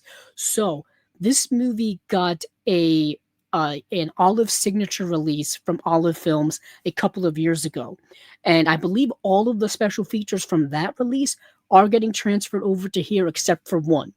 So if you have the Olive signature release, you may kind of you may want to hold on to it because it does have one that this one doesn't. But if you don't have that release, like myself, who's never got it because procrastination is a thing and indifference is a thing, you have lucked out, because not only are you getting the movie, but you're getting the movie in 4K, and you're getting a really nice 2-disc deluxe edition too. So Elaine May's film, A New Leaf, great screenplay. Oh, it's such a good screenplay. The first feature film to be written and directed by a noted playwright and comedian, Elaine May. She did Mikey and Nikki, which I just watched for my birthday, which is available through the Criterion Collection on Blu-ray. That's a great film. I rewatched it. It's so so good. Um, so she is, yeah. A New Leaf is a calling card of the highest order, showcasing May as a triple threat, like writing, acting, and directing. Um, so the movie is it's a romantic comedy, actually. So Henry Graham, Walter Matthau, a descendant of a wealthy New York family, has exhausted his inheritance, leaving him near penniless, much to the dismay of his uncle Harry, who refuses his request for a loan. Upon suggestion of his valet driver Harold, excuse me, and um, let's see, Henry devises a plot to marry a wealthy professor, Henrietta Lowell, played by writer-director Elaine May, and murder her, eh, becoming the beneficiary of her fortune. Along the way, Henry faces various obstacles, including unexpectedly falling in love. So, it's a dark comedy, needless to say, because obviously you have a bit of a dark, mischievous comedy here. Something in the same vein of, I don't know if you've ever seen Charlie Chaplin's film Monsieur Verdoux. Kind of a similar plot to that. Even something like Arsenic and Old Lace. A little bit of comedy of that variety as well, like dark, where you're mixing death and comedy, black comedy, all this kind of stuff. Um, oh, I love A New Leaf as well. Um, so our friend Humboldt Horror Honey says, I love A New Leaf too.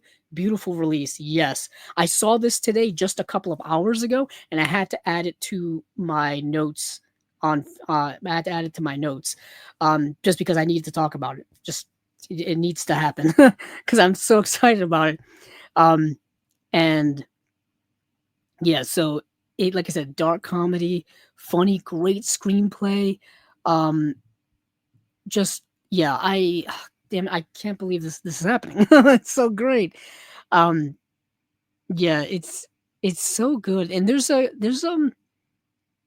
bit of a backstory here. Go look it up. There's a backstory here about the version of the movie that we have is not exactly the movie that was originally intended to be. I believe it was supposed to be longer, but that version of the movie, I think, got lost in post. Not lost, but studio meddling. There you go. There's the elephant in the room. Studio meddling, I think, got involved and kind of really, like, truncated the version of the movie that we were supposed to get. Let's see. Let's see. Let me just read the rest of this. Yeah, Yeah, so it was adopted into the National Registry in Congress in 2019. A New Leaf is one of the great American comedy films of the 1970s and is often cited as the crowning achievement of May's illustrious, albeit often controversial career. Cinematograph is proud to present the world 4K UHD debut of Elaine May's romantic comedy masterpiece in a new restoration from the original 35mm camera negative. Um, Yes. So let me dive into what we've got here. I almost want to go in and hold on. I'm I'm getting sidetracked again. Please excuse me. So, because I want to make sure I was actually correct on what I was saying. Let's see. A New Leaf film from 1971. Just do a quick look see here. Um. Okay. So, oh, that's what happened. Okay. So I'm just reading this quickly here. After May would not show Paramount Pictures a rough cut of the film 10 months into editing, Robert Evans, who was the head of Paramount at the time, took away the film from her and recut it, although she had the right to approve the final cut in her contract. May's version was rumored to run 180 minutes and contain the um yeah, and contained like two plots. I don't want to give they reveal some plot stuff here. But and basically more plot in the movie. Evans shortened it to 102 minutes. Angered by the alterations, May tried to take her name off the film and unsuccessfully sued Paramount to keep it from being released. Okay, that's what I remember. It got taken away from her in post during the editing process, cut down to a version that is not her official version of the movie. Obviously, cutting a movie down from 180 minutes to 102 minutes, a lot is going to be lost. Now, I don't know what happened with all of that extra footage. If it is out there somewhere, and maybe we'll get we'll get a version of it eventually. If I wouldn't hold my breath. It's been, oh goodness, it's been 50 years. My goodness. It's been a while. Yeah. Yeah, it's been about 50 years. I would not hold my breath on that. Um, but the movie that we currently have is still very, very good, in my opinion, because it's kind of the only version we've seen. We don't really have the other version to compare it to. So let's get into what we have here. We have a 2 disc set, 4K UHD, Blu ray, new audio commentary from film programmer, writer, and educator KJ Reith Miller and Maya Montagna Smuckler, author of Liberating Hollywood Women Directors and the Feminist Reform of 1970s American Cinema. That sounds fascinating to me. I really want that book. Um, uh, what is interesting about that, just as an aside here, as much as we glorify the 1970s American cinema period, not a lot of women were able to make films during that time. Um, just keep that in mind. Um, Director Jail, a new video interview with Carrie Corrigan, author of Miss May Does Not Exist, the life and work of Elaine May, Hollywood's hidden gem. Looking for Elaine May, a new video essay by Alexandra Heller Nicholas, our friend here, co-editor of Refocus, the films of Elaine May. Whatever that is, I want it. Elaine May and Mike Nichols in conversation, an hour-long post-screening discussion between Elaine May and her frequent collaborator, conducted at Film at Lincoln Center um, in 2006. That's fascinating. I forgot to mention that she and Mike Nichols collaborate a lot on a lot of things. Um, Elaine May's a new leaf 50th anniversary, an episode of Silver Streams podcast from the American Film Institute, featuring programmers of the AFI Silver Theater discussing May's film. The Cutting Room Floor, an archival interview with assistant editor Angelo Corral. I can't pronounce that. Women in Hollywood, a tragedy of comic proportions, and archival appreciation of Elaine May with filmmaker Amy Heckerling. Theatrical trailer, new text essays from Sarah Fensom, film critic Elena Lajic, queer historian and film critic Willow Caitlin McClay, and film critic and editor Hannah Strong, as well as previously published piece by film critic Richard Brody. Fold-out poster featuring new art by cartoonist Michael DeForge. And then you've got a book that comes with a book. It says Miss May Does Not Exist, the life and work of Elaine May, Hollywood's hidden gem hardcover book. So that book that I was talking about that I want, I think, yeah, the life and work of Elaine May, Hollywood's hidden genius. Yeah. So that book that I was talking about, written by Carrie Corrigan, is included here. All right. It's a riveting biography of Elaine May. So that in and of itself is worth it. You get a biography of her, you get the movie, you get all these special features. My goodness. This may be Cinematograph's best release. I'm just gonna go out on a limb and say that. I know they're up to what, like 30 releases now? 21 releases now? This may be my favorite of theirs. And they put out some really good stuff. Yeah, so that is a new leaf. I cannot wait for this release at all. Let's see what else we've got here. Let me exit out some of these. Okay, here we go. So next up here is Five Dead on the Crimson Canvas, which is getting released by Degosser Video. Let's see. The Nick Millard the Nick Millard Action Collection being released by VSA or Vinegar Syndrome Archive. Fire Maidens of Outer Space being released by Vinegar Syndrome Labs. Cinematograph's other release, We're No Angels. I'm going to talk about that. Let me just list off the rest of these. Mac and Me is getting a VSU release, Vinegar Syndrome Ultra. Man, the jokes just write themselves. Oh, man. Mac and Me. What a notorious ripoff of E.T. the Extraterrestrial that has remained in pop culture lexicon for many, many years. Most of it due to Paul Rudd. But next we've got The Rage Carry 2 getting released by Vinegar Syndrome in a 4K release. The Card Player getting a 4K release from Vinegar Syndrome. I see what else we've got here. Young Gary, Monster from the Deep, getting a Vinegar Syndrome 4K release. Satan's Bed plus Scare Their Pants Off as Distripix release. Vinegar Syndrome Night Beast. So Night Beast is getting a re-release with a new slipcover and new artwork. It's the same movie they released several years ago. But if you want one if you just want the new slipcover, you can buy the new slipcover. If you don't own it and you want the movie with the new slipcover, you can buy that.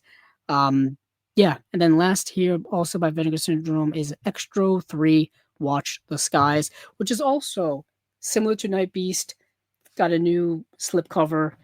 So you could buy the new slipcover just by itself, or you can buy the movie with the new slipcover and art, all that kind of stuff. But I didn't get to watch all of these, so that's why I kind of just going over these very, very briefly, and just for the sake of time. And if you're interested in any more details on anything we talk about here on Chasing Labels, um, you can go directly to these companies' websites, and they got all the stuff listed there. So, you know, but some of the things I am passionate about here, definitely we're going to talk right now about Where No Angels. Why are we going to talk about Where No Angels? It's a movie that stars Robert De Niro and Sean Penn.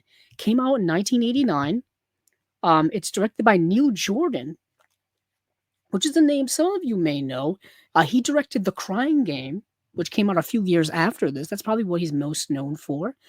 And this movie is a remake of the Michael Curtiz film of the same name. Similar premise, different setting and whatnot, but similar concept, I should say.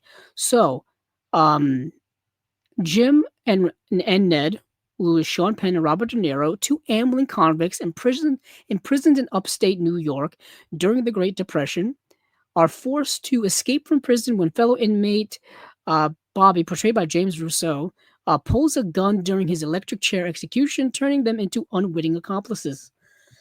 Excuse me.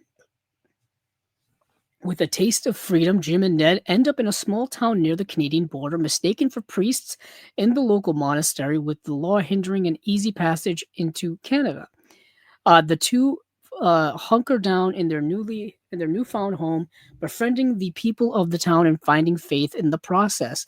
Yeah, one of the people that happens to be there is um Demi Moore. Yeah, Demi Moore.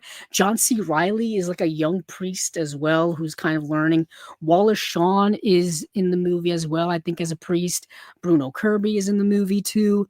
And what you got here is kind of like a bumbling buddy comedy with Robert De Niro and Sean Penn, of these two escaped convicts trying to figure out a way not to get caught and trying to get over the border to Canada. And they're impersonating priests. And it's kind of funny to see them bumble around and try to figure things out, trying to, you know, escape and not get caught because the cops are now looking for them in this town. The movie's fine. The movie's fine. I mean, you see Sean Penn, you see Robert De Niro, you automatically think, oh, this movie's going to be amazing because, it's got two of the most, well-known actors of the last, 45, 50 years. But it's not like super great. Some jokes are fun, some jokes are not. Um, it's fine. The movie's fine. Yeah. Yeah. I mean, that may sound a little underwhelming, especially considering who's in it. But I think it's just fine. Let's see what we got here for special features. We've got, I think this is only a Blu-ray release. Yes, only a Blu-ray release. New audio commentary with historians Chris O'Neill and Bill Ackerman. So our buddy Chris O'Neill is on here. A club that already existed. A new video interview with director Neil Jordan. Yes, Neil Jordan is still around. I think he's still making movies too. The Right Elements, a new video interview with actor James Rousseau. We're No Angels, a comparison new video essay by film historian Sam Deegan comparing the 1955 and 1989 versions of We're No Angels. Archival interview with screenwriter David Mamet, moderated by Film Noir Foundation's Eddie Muller, recorded in 2020 at the Aero Theater. And then we got some new text essays by film writer Patrick Dahl, comic book writer Joshua Dessart, and entertainment journalist Matt Prig? Oh boy, I probably pronounced that wrong. But anywho, um, that is the movie or the release rather of Where No Angels with Robert De Niro and Sean Penn. Now, a couple of these other releases I do wanna talk about. Obviously, we'll do it right now. Mac and Me. We have to talk about it. We have to talk about it. So this movie is probably one of the worst movies ever made. But it is fun to watch. It's fun to watch in a certain context. It's fun to watch if you're going into it knowing that it is essentially a ripoff of E.T. the Extraterrestrial, just done in not a very good way. It is so bad, but so much fun to watch. I know Mystery Science Theater 3000 has done an episode on this movie, and yeah, it's that type of movie. It's so not great, but man, it's a lot of fun to watch. So when a family of telekinetic extraterrestrials dying on a parched planet are vacuumed into a NASA rover and transplanted to Earth, they inadvertently become literal illegal aliens on the run from the United States government. That's a little apropos for the modern political times.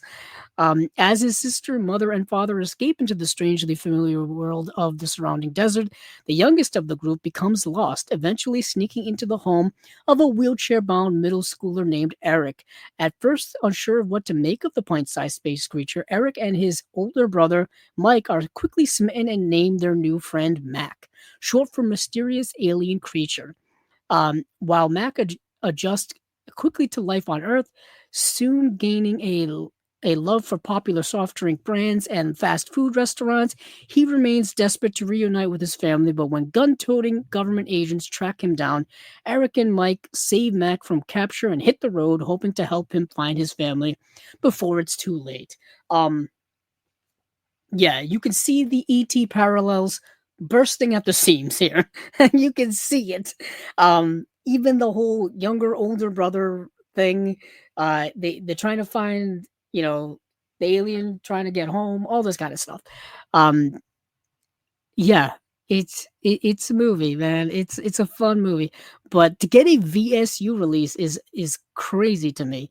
But also crazy fun, like awesome. Why not? Hell yeah. Two disc set, 4K UHD, Region A Blu-ray, 4K UHD presented in Dolby Vision high dynamic range. Holy shit. Newly scanned and restored in 4K from its original 35 millimeter camera negative. Brand new commentary with co-writer, director Stuart Rafili, uh, no, Rafel and Jim Branscombe of Cinematic Void. Oh, we know Jim Branscombe. Brand new commentary track with film historians Wayne Byrne and Paul Farron. Strange Adventure, uh, a brand new interview with co-writer slash director Stuart Rafel, sorry. Balance, a brand new featurette with the cinematographer Nick McLean and camera operator Michael D. O'Shea. Alien Puppeteer, brand new interview with alien designer puppeteer Christopher Swift. Down Memory Lane, a brand new interview with actress Christine Ebersole. Down to Earth, an archival interview with songwriter Ali Wills. Alter, alternate climactic shooting sequence sourced from video, so probably doesn't look too good. 40-page book in there, reversible sleeve artwork. That's Mac and Me getting a 4K UHD release. Not only a 4K UHD release, a Vinegar Syndrome Ultra 4K UHD release. Yeah, wild, wild, wild, wild. But also kind of cool at the same time. So there goes Mac and Me. Let's see. Let's go over to I almost want to say Carry 2 the Rage, but it's not. It's the Rage Carry 2. I hate that they swap those things. It makes my brain hurt just thinking about it. Kind of made my brain hurt watching this movie. So, this movie is a sequel to Carrie, directed by Brian De Palma from 1976. Um, and it's a direct sequel. You could say a legacy sequel, if you will. This movie came out in 1999. Directed by Kat Shea, stars Emily Bergel, Jason London of Dazed and Confused fame, Dylan Bruno, J. Smith Cameron, Amy Irving, Zachary Ty Bryan, and John Doe. So Amy Irving played Sue Snell in the original Carrie from 1976 and is reprising her role in this. But in this film, she is now the counselor, the student counselor at the high school. The old high school from the Carrie, as we all know, no longer exists, burned down, went away. Uh, if you've seen that movie, you know what happened. I'm not going to spoil Carrie for people who haven't seen it yet. Come on, that'd be kind of cruel. Um, but there's this other student now who's exhibiting telekinetic powers, and Sue Snell notices it that it's very similar to Carrie, and she's starting to have flashbacks. She starts having flashbacks of of what happened with Carrie and all of that stuff. And she notices it in this young girl, and this young girl is also going through the same exact stuff that Carrie White went through back in the day, getting picked on at school, going through emotional trauma with shitty parents, all this kind of stuff. It's the same story. What I'm trying to say, it's the same story. Which leads you can make certain conclusions here of how the movie ends. You can figure it out. Doesn't take a genius to figure this puzzle. And man, it's not great. It not only is it dated because it's the late '90s, but it's relatively lower budgeted film, which doesn't help it. But it's not like good or it's not really that good. It's more of a curiosity, like what what would a Carrie sequel look like? Considering I don't Stephen King never wrote a Carrie sequel, um, so they're kind of just making up the story. I kind of hated like the direct connection that they made in it. Um, yeah, the movie kind of falls apart, I think, at some point. I think who's also like Mina Suvari's in the film as well, and she was in this before she was in American Pie and Loser and other films. Mina Suvari is actually, I think, from here, from where I live, from the state. I saw her first. I saw her at my first ever Comic Con that I went to back in 2016. She was signing autographs there. Um, but yeah, I thought that was kind of interesting. But yeah, you'll notice some other actors who were like, in these teenage movies at the time. Jason London is way too old to be in this movie. Like I said, this movie came out around 1999, 1998 or so. He was a high schooler. He was playing a high schooler in 1993 in Dazed and Confused. And now 6 years later, he's still playing a high schooler. I thought that was just odd. I thought the girl Emily Burgle, who plays this kind of Carrie-esque character, was actually rather good. She's probably the best part of the movie. Um, yeah, not great. But let's see what we got for special features. 2-disc set, 4K Ultra HD plus a Blu-ray, 4K UHD presented in Dolby Vision, 4K scanned and restored in 4K. The movie scanned and restored in 4K. Sorry. From its 35mm original camera negative, commentary track with the director Kat Shea, group commentary track with director, cinematographer, and moderated by David Decoto, deleted scenes with optional commentary track by the director, alternate ending with commentary by the director. Yeah, that's it. That's it. See what else we have to talk about. I'll talk about this quickly. Young Gary, Monster from the Deep. We just talked about Mac and Me being a ripoff of E.T. Young Gary, Monster of the Deep, you can guess it, is a kind of a ripoff of Godzilla. So earthquakes are causing havoc throughout Korea, and it's no simple seismic mayhem, but instead the mythic monster Young Gary emerging from the earth after nuclear testing awakens the giant monster presaged in Korean folklore. Young Gary threatens to level the country, breathing fire and stomping entire buildings. It's literally Godzilla, but it's in Korea and not in Japan. Coincidentally, I think this is a combination Japanese and Korean production. Yeah, and like the humans have to stop him. That's the premise of this movie. Considered one of Korea's first giant giant monster epics, Young Gary Monster from the Deep is a vital and original it's not original, take on the genre with an expertly handled monster, a healthy dose of humor, and even a clever touch of sentiment shown towards the monster itself. It also boasts masterful special effects crafted by the legendary Kazuo Maras. who did Mothra, King Kong versus Godzilla, and Gamera. Um, let's see. Yeah, it's fine. Yeah, that's kind of it. There's a rock and roll sequence in here where young Gary is dancing, which is obviously light and fluffy and made for children. Yeah, it's kind of a weird movie. Like I said, it is basically just a Korean version of Godzilla. I mean, there were so many Godzilla, um, you know, capital movies that capitalized on the popularity of Godzilla during the 1960s. Um, you had Gamera, you had of course a bunch of the spin-offs that were ended up being folded into the Godzilla lore like Mothra and all that stuff. Um, yeah, like yeah. So the movie is what it is. I'm kind of like losing my mind over what else to say about it. Two disc set, 4K UHD, Blu-ray, 4K UHD presented in Dolby Vision. Newly scanned and restored in 4K from its 35 millimeter interpositive. Okay. Commentary track with film historian Sam Deegan, commentary track with historian Steve Rifle, and writer slash critic Kim Song Ho. All that remains of Dong-soo Youngari, the original Korean cut of Youngari with newly translated English subtitles sourced from tape and courtesy of the Korean Film Archive. Yes, that runs 48 minutes. So this movie is only available with an English dub. Like it says here, the Korean cut of the movie with the Korean language kind of doesn't really exist fully. All you have here is like a 48-minute version of it on tape. It's not fully formed.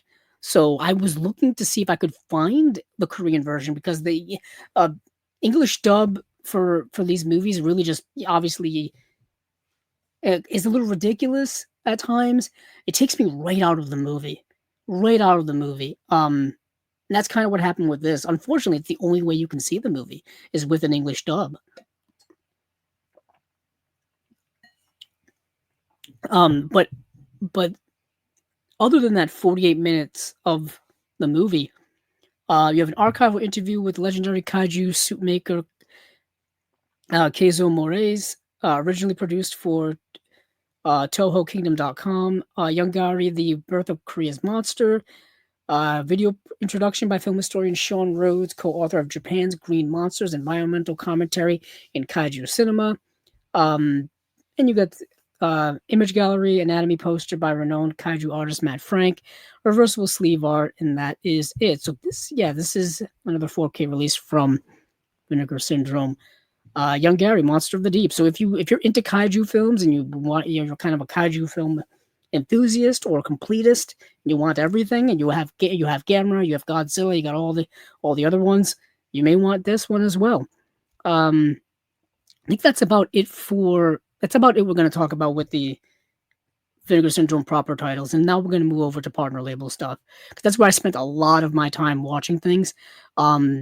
So I'll run these down, and then we'll get into we'll highlight a couple of these bad boys, because some of these movies are actually really really good. Some of these releases are really really good, and I want you guys to take note of this.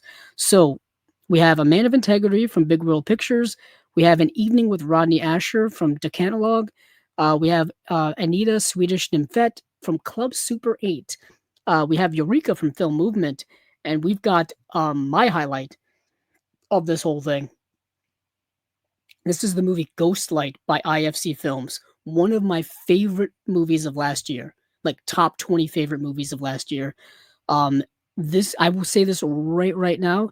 It's down to 103 copies. So get yours while you can. But if you miss out, Diabolic DVD will get theirs, and I'm pretty sure Orbit DVD will get theirs as well. But Ghostlight being put up by IFC Films, market, because that's one I would highly recommend. I really like that movie a lot. But we'll talk about that release momentarily. Next up is Heat Wave Lasted 4 Days, Canadian International Pictures. Our friends over there doing some more good Canadian work. I Can See You from Glass Eye Picks. Nature and Nurture, 3 films by Naomi Koways. That's being put up by Film Movement. Next, we've got Only the River Flows from Kim Stim. Next is Pavements by Utopia. Route One slash USA, being put out by Icarus Films. Next, we've got Self Driver by Cinephobia releasing, Shari by Connie, Shocksploitation being put out by Shudder. That's a documentary about, you guessed it, Shocksploitation films. Uh, Next, we have Slacks that's being put out by Shudder. We have Stockholm Bloodbath being put out by Brainstorm Media. Then we have Teenage Gang Debs being put out by AGFA, or American Genre Film Archive, however you want to pronounce it. They Call Her Death, being put out by Yellow Veil Pictures. Now, this is actually available to stream on Shudder. I thought it was a Shudder release. It's not. You can just stream it on there. Let's see. We have Twisted Issues by Saturn's Core. We've got Warm Water Under a Red Bridge being put out by Film Movement Classics. Let's see. We've got Watch Them Come Blood being put out by ETR Media. We Are What We Are by IFC Films, which I just watched last night. And that is it. That is it. So let me get into right away, without hesitation, Ghostlight. So Ghostlight is an incredible, heartfelt, genuine, I would dare say amazing indie film that came out last year. Like I said, one of my favorite films of last year. It is um wonderful. Just absolutely wonderful. I'll read the description they have here for you guys.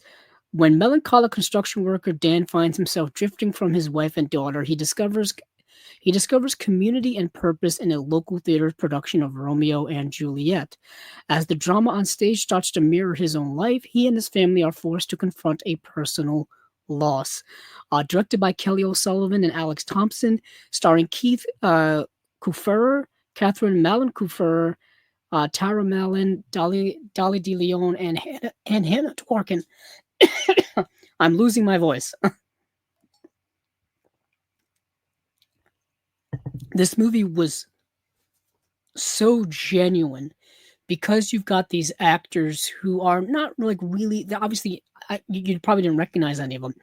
Um, they're, unknown actors doing really genuine good work. And then sometimes, you can get unknown actors who are not very good, who are just like starting out, who are just working on their craft, who are just, you got to start somewhere. But these actors were really fantastic. Like, I was just blown away by the sheer chemistry of them and the human emotion and just the way in which how genuine everything feels. Um, so you have this father um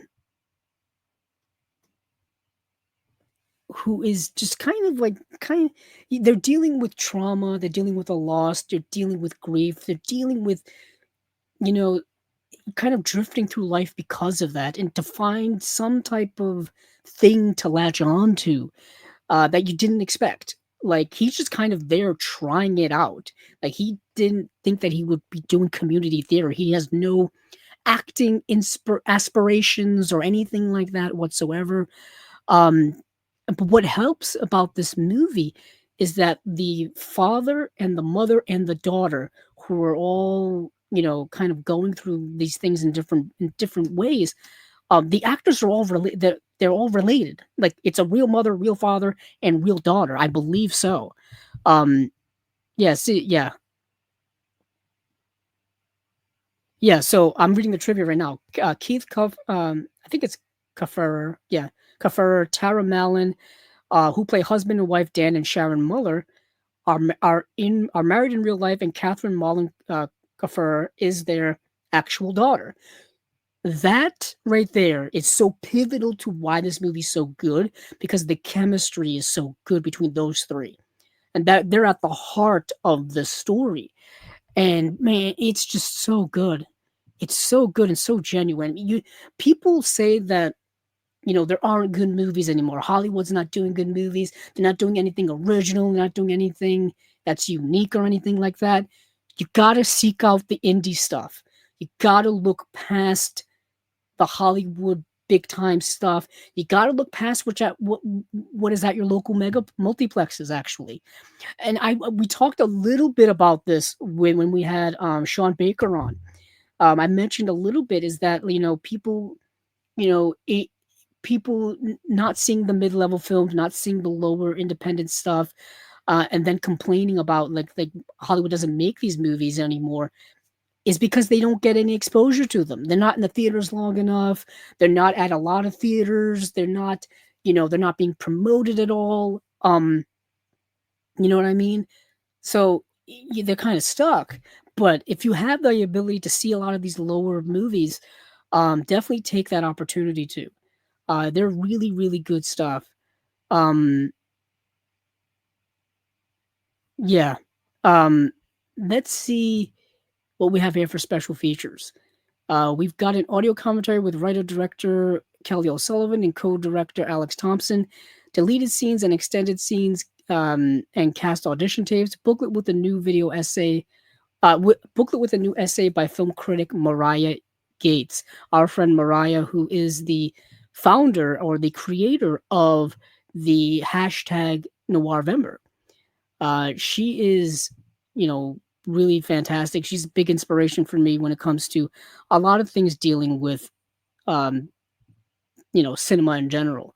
A lot of things like queer cinema and black cinema and stuff like that. A lot of her work has been about women in film. She just came out with a new book called "Women in Film," with dealing with women in film. I just want to check the connection right now. Let me see.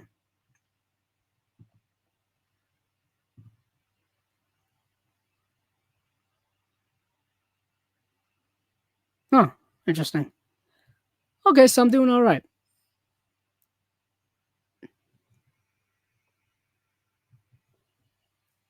So let's see what else we've got here. So obviously um check out Ghostlight if you can. Like I said, there's 103 copies left. I don't know if it's gonna sell out anytime soon, but that's not a lot of copies. Um Another really great film is A Man of Integrity. Um Being put out by Big World Pictures. Big Wo- um this is an Iranian film by Mohammed Rasulov. I can't pronounce the actors' names in it. Needless to say, they're all really fantastic. This movie came out in 2017. It's about this guy named Reza. Reza, having distanced himself from the urban quagmire, leads a simple life along with his wife and young son, somewhere in a remote village in northern Iran.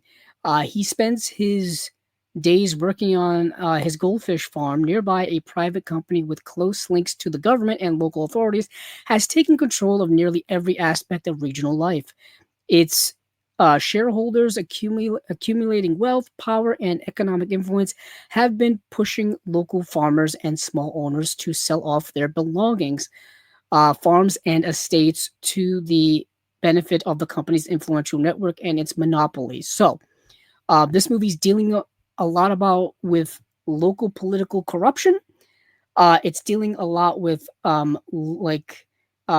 standing up for one's principles, standing up for oneself against seemingly insurmountable odds and people with all kinds of influence, specifically political and personal influence, um, like local government officials and kind of corrupt businessmen and things like that. And he goes up against the brunt of it. And he's got to deal with that. And they make his life a living hell. They mess with him so badly over like small stuff, like not small stuff, but like something I find so petty is like land, like something like that.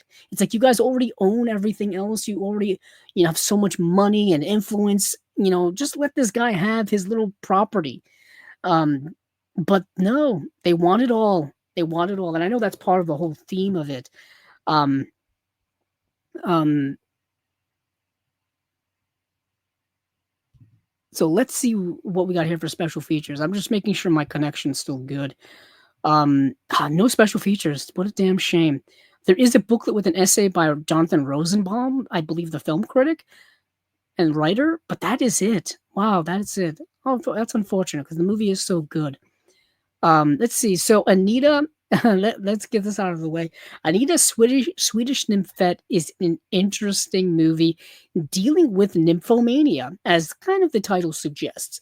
So, many of you probably remember the movie Nymphomaniac Parts 1 and 2, directed by Lars von Trier several years ago. Well, that movie is influenced by this one. So, this movie, you have a young, well, she is rather young, um, a young woman who is obsessed with sex, essentially. And it's an impulse that she cannot control. But there is a young man who comes into her life who kind of doesn't treat her as that. Let me read the description. So Christine Lindbergh, who was in Thriller, a Cruel Picture, there's a connection there to another Swedish film. Is Anita, a teenage nymphomaniac who feels compelled to seduce every man she meets. It's literally every man she meets, and after being rescued from a particularly dirty and seedy old man by a psychology student, Eric, played by, you get this nymphomaniac connection right now, a young Stellan Skarsgård. Super, super young Stellan Skarsgård from 1973 is in this movie. I didn't recognize him until reading the credits for this movie. But in Lars von Trier's Nymphomaniac, Stellan Skarsgård is in that as well, playing a similar role. Um, so there's that direct connection. It says right here, a young Stellan Skarsgård, decades before he starred in Hollywood films like Pirates of the Caribbean, and also played a very similar character in Lars von Trier's Nymphomaniac. He attempts to uncover the causes of Anita's behavior. Directed by one of Sweden's most significant sexploitation filmmakers, Torgny Wickman, who directed The Language of Love. His cult classic uses a series of study of nymphomania as a pretext for scorching eroticism. And yes, there, of course, with a movie like this, there's a lot of sexual content, nudity, all those kinds of stuff. It is a sexploitation film, but it attempts to do more than that. That's what is a little giving this film a little extra boost. Is it does attempt to kind of um, explore the concept of nymphomania and things like that. So I give it points for that. Let's see what we got for special features. Region free 2-disc Blu-ray, documentary Stellan Sex and Psychotherapy, introduction by Christina Lindbergh at Bio Aspen, Stockholm 2021, introduction by Christina Lindbergh at Everyman Broadgate, that was in London of 2021. Christina and Torgny, Christina Lindbergh career interview, Vickman Week, Lakin 2024, audio commentary with Jason Carter and Ricard Gramfers, British trailer. Yeah, I think there's a couple of different edits of there's a French dub, which is a complete different edit of the movie, new scan from duplicate negative, optional English and Swedish subtitles. So it's, oh yeah, Les Impures, I guess it's the French title of the movie and the title of the French cut of the movie.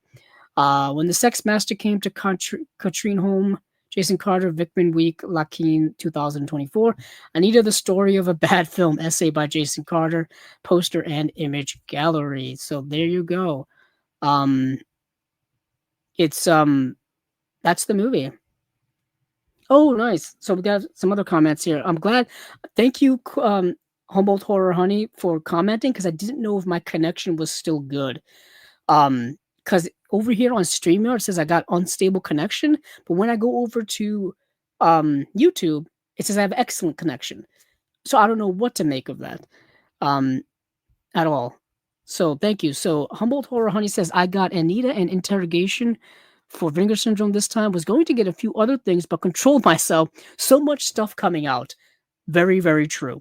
That is the one thing with this just massive drop every single first of the month with Vinegar Syndrome, is there's a lot of stuff there and a lot of stuff you want to get, and some stuff does sell out fast. It really all depends on which company and how much they're putting out. For example, I was just talking about this Anita Nymphet movie, and I think it's only limited to 1,000 copies. It's 1,000 copies. which is not still not a lot, still not a lot. But let's move on from Anita. We're going to move over to Film Movement's release here of Eureka. So this is also a really good movie. This is an Argentine. Oh, okay, I lied. It's not. It's not the movie I was thinking of. Hold on, hold on. Reverse. This movie is an interesting movie. I wouldn't say great movie. It's interesting. So, traversing time, space, and genre, Argentinian filmmaker Lisandro Alonso presents an elliptical meditation on the experiences of indigenous communities across the Americas, opening in a dusty town of the Old West. Reality soon transitions to contemporary South Dakota's Pine Ridge Reservation before landing in the jungles of 1970s Brazil. As the triptych unfolds, each temporal and spatial shift provokes metaphysical questions about colonial influence on Native peoples and the ever present tensions between indigeneity and the Western world. Featuring three-time Academy Award nominee Viggo Mortensen, Eureka is a graceful refraction of history and place, marking it Alonso's most expansive and ambitious film to date. That's accurate. That was said by Screen Anarchy. So, this movie is 147 minutes long. That is 2 hours and 27 minutes. It is a very long movie. It's not a movie that is really based in so much plot as it is a story set in three different time frames, only kind of exploring these themes tangentially through very loose plots. It's a slow movie, very slow movie. Don't get excited about Viggo Mortensen. He's only in the first part of this movie, and the first part of this movie, which takes place in the Old West, is the shortest part of this movie. The rest of the movie takes place in these other time frames, and the scenes go on for a long time. Um, this movie is kind of like an Ozu film dialed up to 11 in terms of the patience the filmmaking has and expects from you as a viewer. Like, there are scenes where you're just holding on someone sitting in a chair, like drinking something or attempting to drink something or about to drink something, and the camera holds there for like minutes. Okay, so we're talking slow filmmaking here.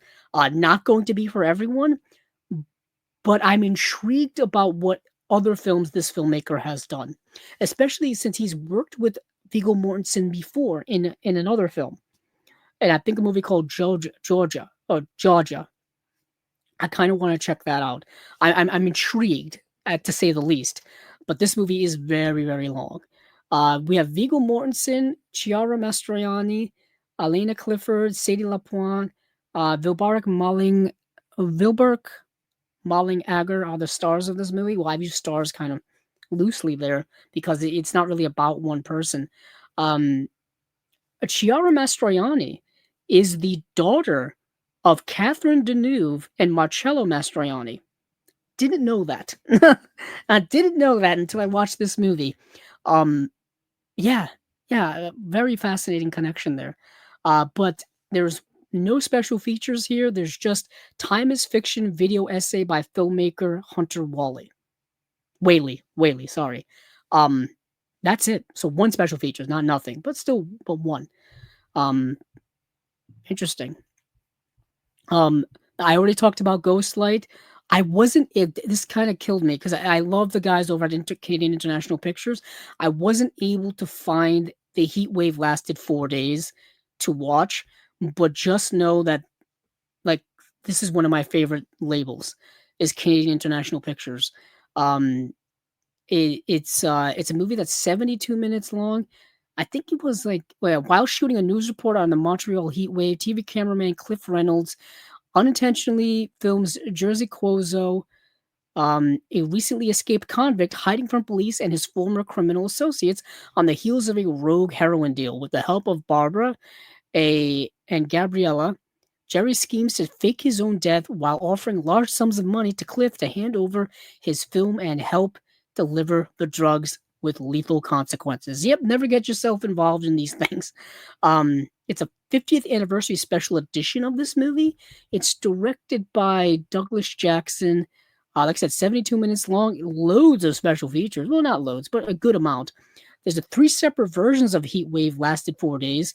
The original TV cut, which is 66 minutes long, the extended cut, which is 72 minutes long, the 4-episode film glish version, which runs 80 minutes long. New audio commentary featuring author slash film historian Amanda Reyes. 4 days, 3 versions, an overview of the differences in the 3 cuts. The Huntsman, Jackson's first fiction film.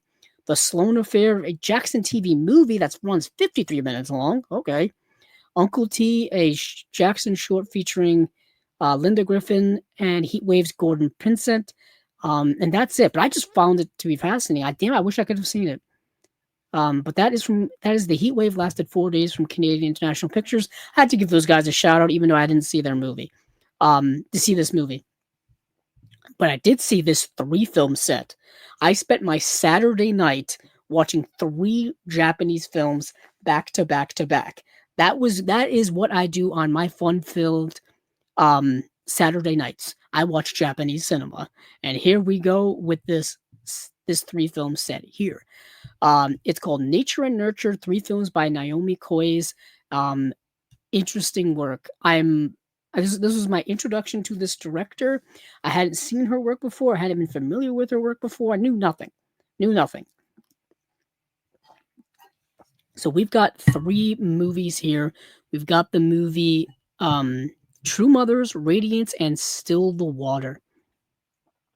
So Still the Water is the earliest, so we'll start out with that. On the subtropical Japanese island of Amami, 16-year-old Kato discovers a young woman's body floating in the sea. His girlfriend, Kyoko, attempts to help him make sense of this mystery while also coming to terms with her shaman mother's terminal illness. Together, they broach adulthood by experiencing the interwoven cycles of life, death, and love. That right there, life, death, and love, is what this movie is about. You've got these 2 young people, 16 years old, in a relationship together. So you've got the exploration of young love. You've got this exploration of death where the young woman, the young girl, her mother is dying, slowly dying, and just life in general. That's life in general. Life is about love and death. Love and death, and the intertwining of the 2. This movie's saying a lot. It says a lot. These movies are a lot. These movies are saying a lot. They're doing a lot. These movies are a cumbersome of a lot of emotions and a lot of themes.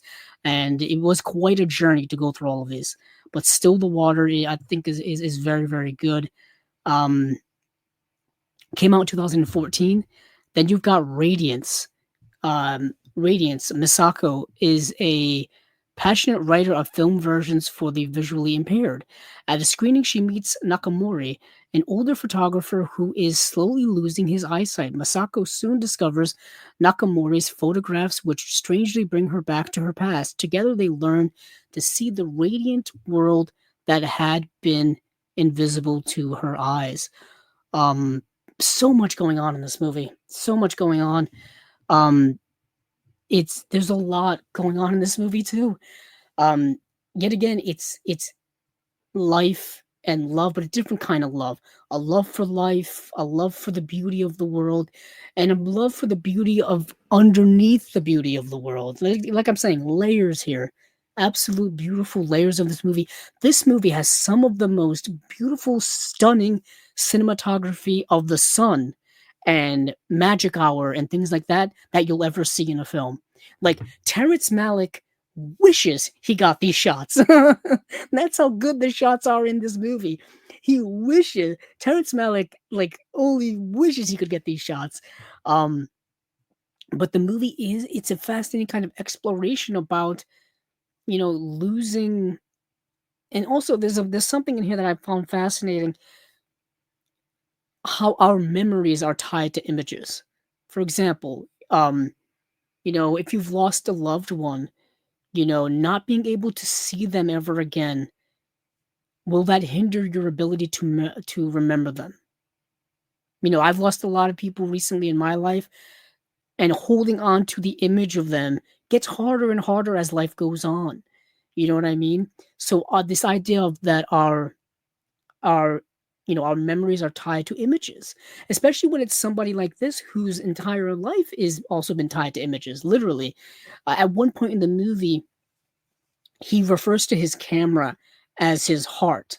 So it literally like his being is the camera, and losing that, you know what I mean? What does that mean? Yet again, these movies are saying a lot at a much higher level, but it's a lot to think about. It really, really is. But the last film here is, let me go back to the tab. The last movie here is called True Mothers, which is the longest film. This is a very long movie. I think it's 2 hours and 20 minutes. It's rather long, but this is her most recent film, Naomi Koei's. Came out in 2020, and I think it was Japan's like entry into the Oscars for their best foreign language film, or best international film rather. After a long and unsuccessful struggle to get pregnant, Satoko and her husband decide to adopt a child. Over the next 6 years, the middle class couple and their young son, Asato, settle into a comfortable, albeit routine life. The family's orderly existence is shattered by the arrival of Hikari, a young woman claiming to be Asato's biological mother, demanding his return. As tensions mount, Satoko grows more and more emboldened to defend her family. It's kind of, not really what the movie is about. The movie, that description makes it out to be like there's a custody battle. It's like Kramer versus Kramer. It's not what the movie's about at all. It's not what the movie's about at all. What we have here is actually two movies in one. I think that's why the movie is like 2 hours and 20 minutes. We have two movies in one. We have this journey about these two people attempting to conceive a child, attempting to have a child, and they cannot. So then they have to go through the process of dealing with that as well as dealing with adopting. And then you've got the life of the mother who has to give up her child for adoption. So you're seeing the story really from two different perspectives. You're seeing, the people who get the child and what happens to the mother who gives up the child. And the movie kind of bounces back and forth between the two. So the movie can get a little jumbled. And it bounces back and forth in time within those stories too. Like you're seeing like the present couple that has their 6-year-old son, and then it'll bounce back to like when they were younger. So the movie's bouncing around in time. Can get a little confusing, especially with the whole language barrier there as well. If you're not a Japanese speaking person, that's going to affect you as well. What is interesting is that this movie is I just watched Parallel Mothers, which is the Pedro Almodovar film, which which is about two different mothers and two different parents and their journeys that they go on. This movie, the movie True Mothers, does it with a lot more depth than this does. Not that this movie doesn't have depth, because it does. It's Pedro Almodovar. It's Penelope Cruz. It's great.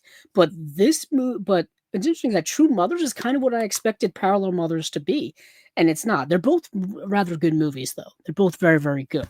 I just found that to be an interesting connection of something I did recently here on Chasing Labels.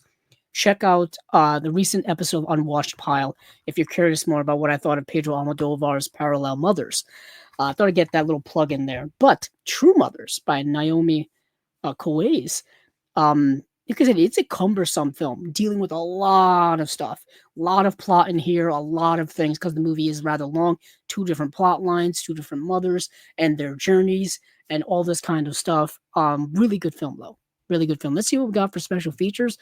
Unfortunately, it's absolutely nothing. Oh, I'm so depressed. I'm so depressed. Bonus feature: actress Juliette Binoche and filmmaker Naomi Koei's discuss True Mothers. That's it. When I said absolutely nothing, there's one. Now, Juliette Binoche is not in the movie, which is fascinating to me that she would be talking about it. But hey, I'd just love to hear what she has to say. So that is how I spent my Saturday night, watching these three Japanese films back to back to back. Nature and Nurture, three films by Naomi Koei's. And these were all able to be streamed on Canopy. So if you have Canopy or you have access to Canopy through your local library system, that's where I watch them. Um, To be honest, if you don't have access to Canopy, sign up for a library card. It is literally free, and then you have access to Canopy or Hoopla, whichever one your library system has access to. Let's see. Next is another Japanese film. No, this is Chinese. Sorry. Um, this is the movie Only the River Flows.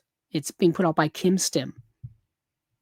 So Only the River Flows is a movie that is very much in the vein of Memories of Murder. Now, you hear Memories of Murder, and if you know Memories of Murder, you're immediately excited. I get you. I understand. That's the Bong Joon Ho film that came out in 2003, I think. That's excellent. That's Criterion's put out the Blu-ray. Great film. This movie is not quite as good as that. So definitely temper your expectations. Temper your expectations.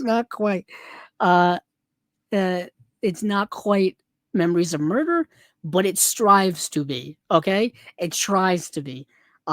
So when a woman's body is discovered on the banks of a river near a small town in southern China, it is up to police investigator Ma Ji, working out of an abandoned cinema to find the killer. But what at first appears to be an open and shut case turns out to be the only first layer of an ever deepening mystery. As Ma's inquiry reveals the hidden life of the rural community based on Yu Hua's short novel Mistakes by the River, Wei's bleakly atmospheric tour de force neo-noir is laced with gallows humor and I see a lot of humor in there, and touches of the surreal. Its grungy, low contrast 16 millimeter photography, uh, a hand in glove fit for its 1990s setting, visually entrancing, a mystifying gem, one of the best films at Cannes 2023. That's what someone said. That's a quote. Okay. This movie is directed by Wei Zhujun. I think that's how you pronounce that. Shujun. 101 minutes, so it's a short film. Not short, but you know that shorter than one would expect for a film that's kind of like this, but also not a lot of wasted time. Like every scene is exploring the deeper and deeper vastness of this murder mystery, if you will. Um, and it's in, like I said, it's in the same vein of like Memories of Murder, of The Cure, Seven, maybe. You know what I mean? Like kind of a lot of those types of movies. And it is shot in 16 millimeter, so you get a little extra grittiness in there. You know what I mean? If you know the difference between 35 millimeter and 16 millimeter, you know what I'm saying. It definitely lends to that aesthetic of it all. A lot of like, it's also like a darker, melancholic film. The lead detective in here is definitely going through it. Like the more deeper and the more involved he gets within um this investigation, like the more disturbed he becomes. So it's almost like a little Nightcrawler vibe in there too. But I liked it. I liked the movie. For special features, unfortunately, only one special feature here. Interview with Wei Zhuzhen by Panos Katsathanasis of Asian Movie Pulse. So an interview with the director. That's it. Um, see what else we've got here.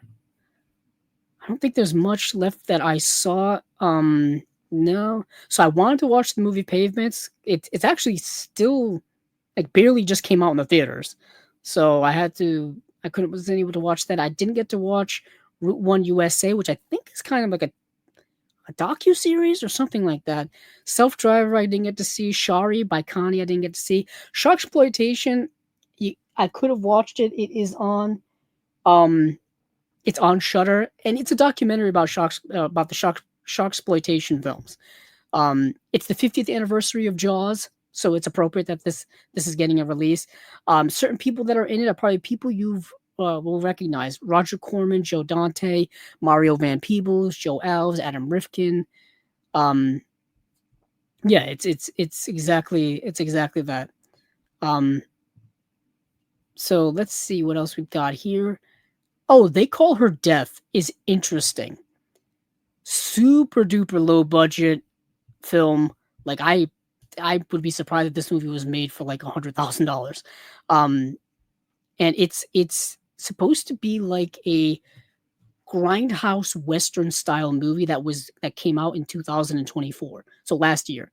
Molly Prey is on a bloody crusade against the criminal forces who have wronged her. Her mission strikes at the myth of manifest destiny, but for Molly, with the embodied specter of death on her side, this isn't political. This is personal. So what happens is there's this woman called Molly Prey.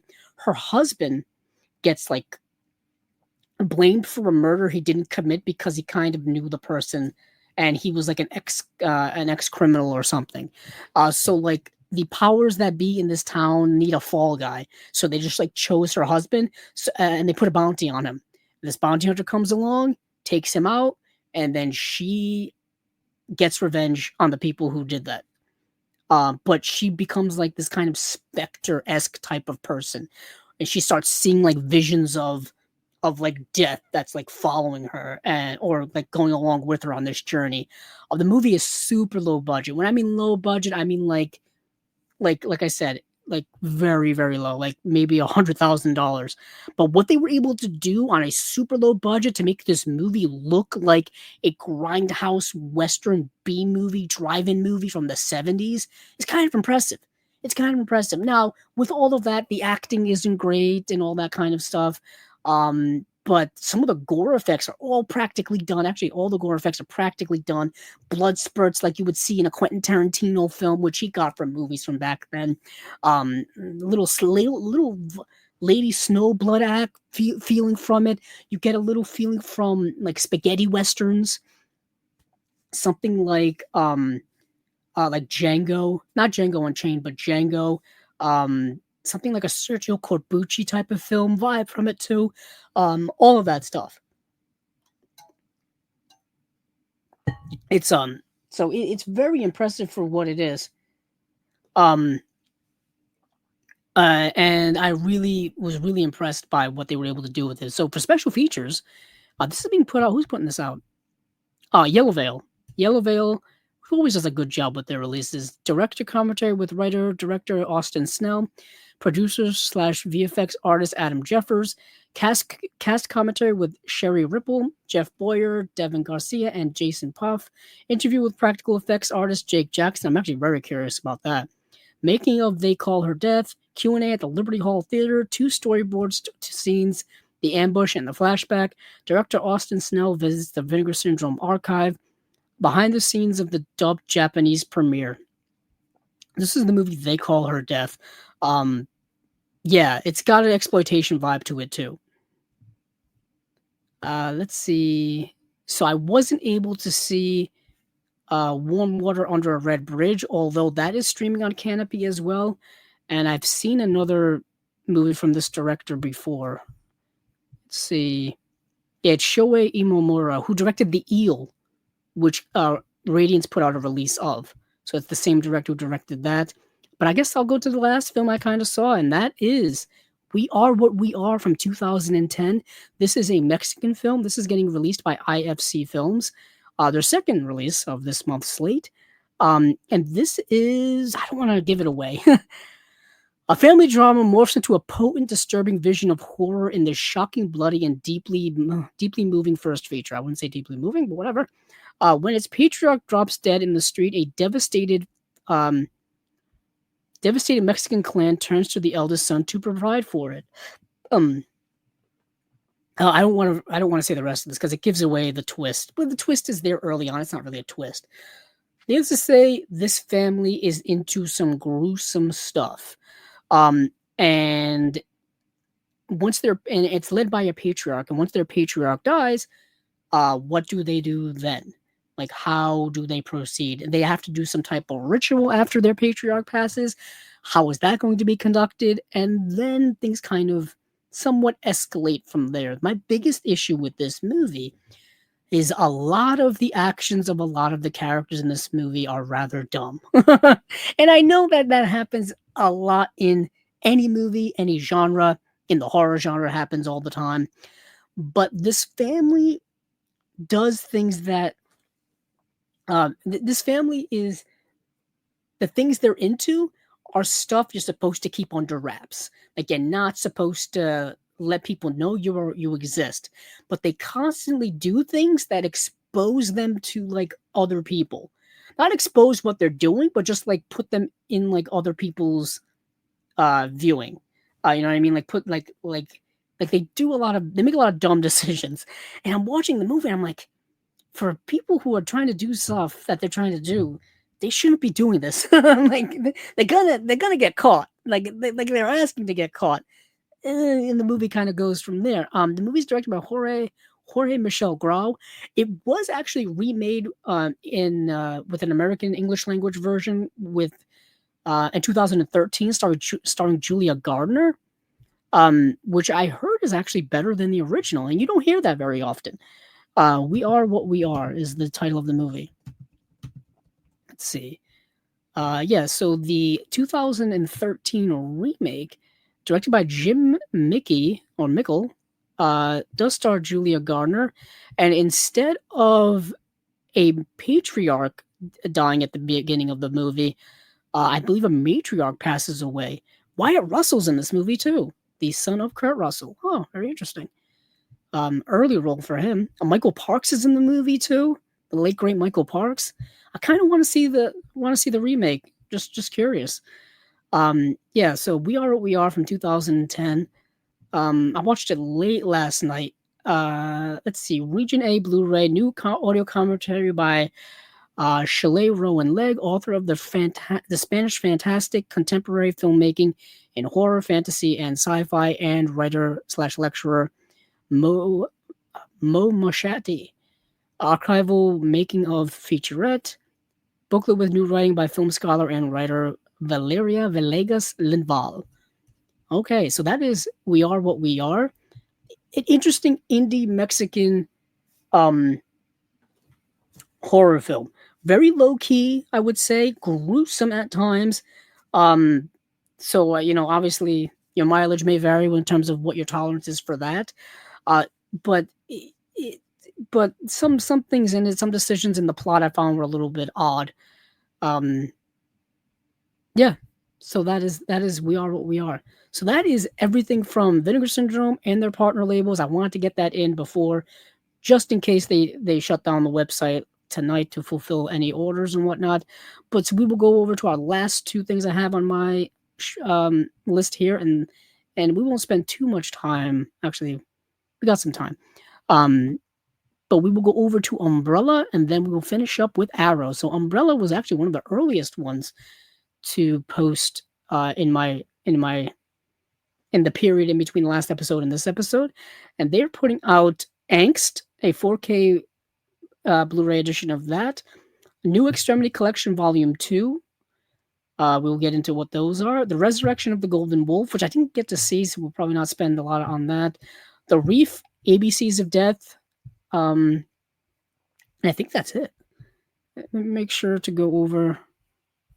Hold on. Let me make sure to go over to their Facebook page to see if I got everything. They let's see, where are you? They changed their logo recently, Umbrella did. I don't know if anybody caught up on that. Some people like it, some people don't.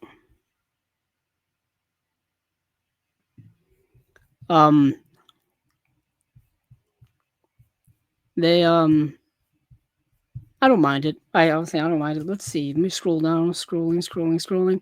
I scroll back to like 2 weeks ago. I know they're putting out Dogma in the movie theaters down in Australia, which is pretty cool. I wonder if they're gonna give it a physical media release. Yeah, Resurrection of the Golden Wolf, The Reef, that box set, French Extreme box set, Angst, and then ABCs of Death. Okay, so I was right. For some reason I thought I was missing one. Yeah, 1, 2, 3, 4, 5 releases. Okay. Ba-ba-ba-bum. Let's go over back to where I was before. So let's start at the top here with the best of the best. The movie Angst is quite possibly one of the most disturbing movies I've ever seen. Disturbing in the sense that it's so cold, so nihilistic, so matter of fact that it is just like I'm watching it the whole time and just utterly mesmerized by what I was seeing. Um, yeah. So the fact that it's getting a 4K release is crazy to me. So Angst is based on the true story of mass murderer Werner Niesek, lauded as one of the best serial killer films ever made. Angst is an exercise in fear and disturbance, featuring innovative camera work for the time and incredible performances. Angst puts you in the mind of a compulsive killer in the moments of the act, making it both a chilling and compelling experience. That's the thing. The movie is told entirely from his perspective, and the way in which the camera works in this film puts you right in there. Um, it's almost as if they hook the camera rig right onto the actor himself, and you get shots from that perspective. Not even POV perspectives, but like right in his face, and you can just see how dead inside this person is. Just how cold and unforgiving, nihilistic, just unbelievably how there's nothing there, no heart, no soul, no nothing. And the movie is just the whole aesthetic of the movie is like that. It reminded me a lot of Henry Portrait of a Serial Killer, but even more disturbing.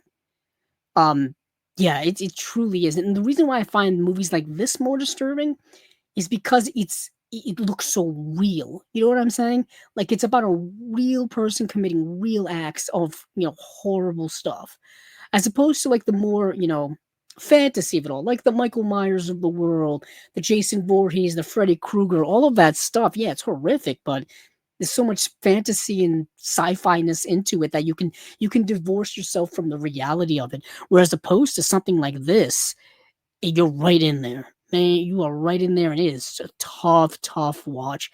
And the camera doesn't pull away. Um, so it's a rough movie, man. I had never seen the movie before, and I know of it, but there's two versions of this. There's the collector's edition, and there's just the regular edition where you just get the discs. But the extras for the standard edition is available from select stores, only from the Umbrella web store. You can get the Angst 4K and Blu-ray collector's edition, which includes 48-page book of behind-the-scenes material, custom rigid slipcase, custom slipcase design, 8 art cards, the reversible poster, limited edition numbered release. Okay, here's the on-disc stuff. New audio commentary from director Gerald Gargle, audio commentary with critics Kat Ellinger and Martin Contario, post-screening Q&A with director Gerald Cargill and actor Erwin Leder. New Fear 40 Years interview with actor Erwin Leder. Through the Eyes of a Killer interview with cinematographers Spignew Rybaznesky. I probably butchered that. New Walls That Saw Everything About Angst Location featurette. New Killer POV Lindsay Hallam on the cinematography of Angst. New Angst Through the Ages, Nate Roscoe on the chokehold of the serial killer on the 20th century cinema. And what is interesting is over the last several years, there's been a big uptick in the popularity of like true crime and serial killers and stuff like that. They've done so much stuff, so much, movies and TV series, docu-series, all this kinds of stuff. Um, but this movie came out in 1983, which blows my mind just because of how incredible impactful it is. Like, man, deep, deep stuff. Speaking of like, now we kind of shift to kind of the more, like I said, theatrical stuff, I guess you can say, except for one movie in here, which is very, very realistically disturbing. New Extremity Collection Volume 2. Now, this has a few movies in it. Let's see what we have here. We have featuring Doberman from 97, Fat Girl from 2001, the Catherine Breillat film, In My Skin from 2002. That's the third release of In My Skin. 29 Palms from 2003 with hours of new video extras. So I'm not going to go through each of these movies. I'll go through the ones I've seen. So Fat Girl I've seen by Catherine Breillat. There is a Blu-ray of this put out by Criterion. Interesting that this is in a New Extremity collection. Interesting in the sense that if you've seen the movie, it's not the same as like In My Skin, where it's gory, where it's um horrific in that sense. It's dealing a lot more introspective stuff. Except for I don't want to say anything about the movie because I don't want to spoil it for people. But Catherine Breillat is definitely known for not holding back, like not holding back. Catherine Breillat is a bold filmmaker. Fat Girl is a bold film as well. So definitely fits in that regard. In My Skin, this is the third release of it. It got a Severin 4K release. Um, where did it get another release? It got a release, I think overseas. Oh, it got a release from Radiance. Radiance gave it a release, and it's got a release from Umbrella. So there we go. I believe that's the three releases. So with all of that being said, this movie's getting a lot of popularity. A lot of popularity. So I didn't get to see Doberman. Doberman I could have watched. I should have watched. That movie has Vincent Cassel in it. I think Monica Bellucci's in it as well. Let's see. Let me just go over the special features here, and then we'll move on. I'm getting very, very tired. Um, so extra standard soft pack edition available from select stores, only available from Umbrella Web Store, the collector's edition, which has all movies completely uncut and uncensored, 100-page book. It's got custom artwork. It's got two reversible posters. It's got two. It's got a limited edition number release. Boy, so each movie has a plethora of special features. My goodness, I'm not going to go through all of these. Go to the Umbrella website and read it for yourselves, please. I will say this though: that Fat Girl does have new special features, including a commentary by Kat Ellinger. So obviously it's got more than that Blu-ray from Criterion, which has come out years ago now. Um, In My Skin has a new commentary with Kat Ellinger as well as Martin Conterio. Um, so that must be different than what we're getting from Severin and Radiance, I think. 29 Palms, which I didn't mention when I was running down. Yeah, yeah, it doesn't. No, odd. Oh, anywho, so 29 Palms is also in this as well. I didn't get to see that as well either. Um, but that has the least amount of special features. But it's all relatively new stuff. Well, two are from 2004 and 2003. One is from 2022, but does have some new stuff too. So you get 29 Palms, In My Skin, Fat Girl, um, Doberman, which has the most special features.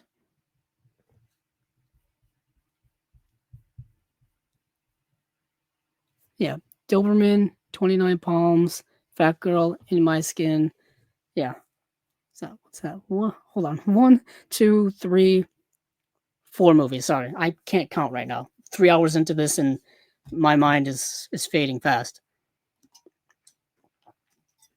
This happens every time.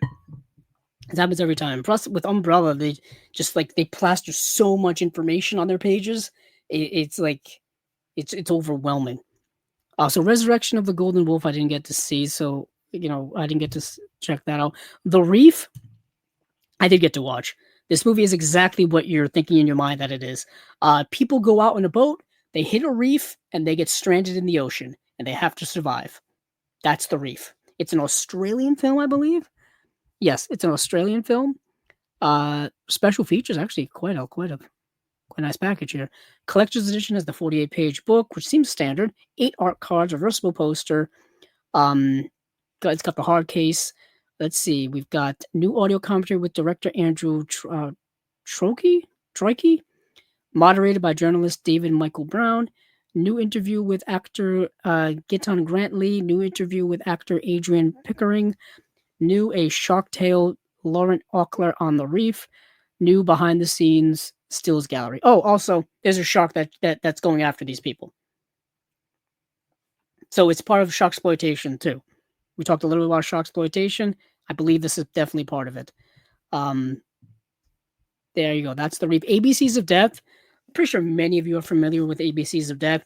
This is an anthology film which came out in 2010, where a different director would basically take um, a name, a letter in the alphabet, and they would base a movie around it, uh, about around like a word from it. Let me see. Let me see some of the names that are in associated with it. Associated with it. You'd be surprised. ABCs of wow. Yeah, the ABCs of Death from 2012. I'm pretty sure I saw this maybe 2013, maybe around 2012. Whenever it became available to stream is when I saw it. Let me get some of the directors here. Some of them you may be familiar with.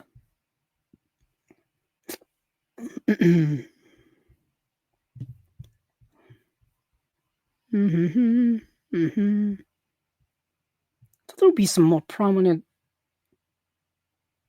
Oh, like Ty. Yeah, so Ty West, Ben Wheatley, Adam Wingard. Those are probably the names you know the most. So, like, yeah. So, for example, Ty West's segment is M for miscarriage. You can imagine what that's about. Adam Wingard is Q for quack. Ben Wheatley's segment is U for unearthed. So you get the sense of how the movie is structured. So they go from A to Z, and they're short films. They range from like I don't know, like a couple of minutes to like 15 minutes long. That they have to get through 26 letters. Can't be that long. And the whole thing runs, yeah, it's 26 chapters, 2 hours and 9 minutes. So you can do the math on that. But for special features, okay, we're not going to go through all this. they, uh, they literally have 26 like special features. A through like A is for Apocalypse, which talks about the oil burns of visual effects. B is for Bigfoot, making of. We're not going through all this. So there's some new interview with the producers, new interview with somebody else. Yeah, we're not gonna go through all this. It's gonna get a little monotonous over time. But that is it from Umbrella. Angst, which is definitely the highlight. New Extremity Collection Volume 2, The Resurrection of the Golden Wolf, The Reef, ABCs of Death. Yeah, let's see. Now we come to it. Arrow. So actually, before I get to Arrow, couple of things here.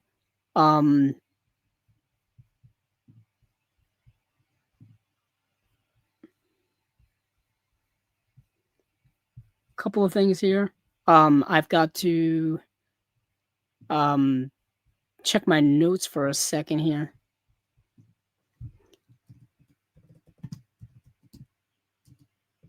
They well, I gotta send a quick message.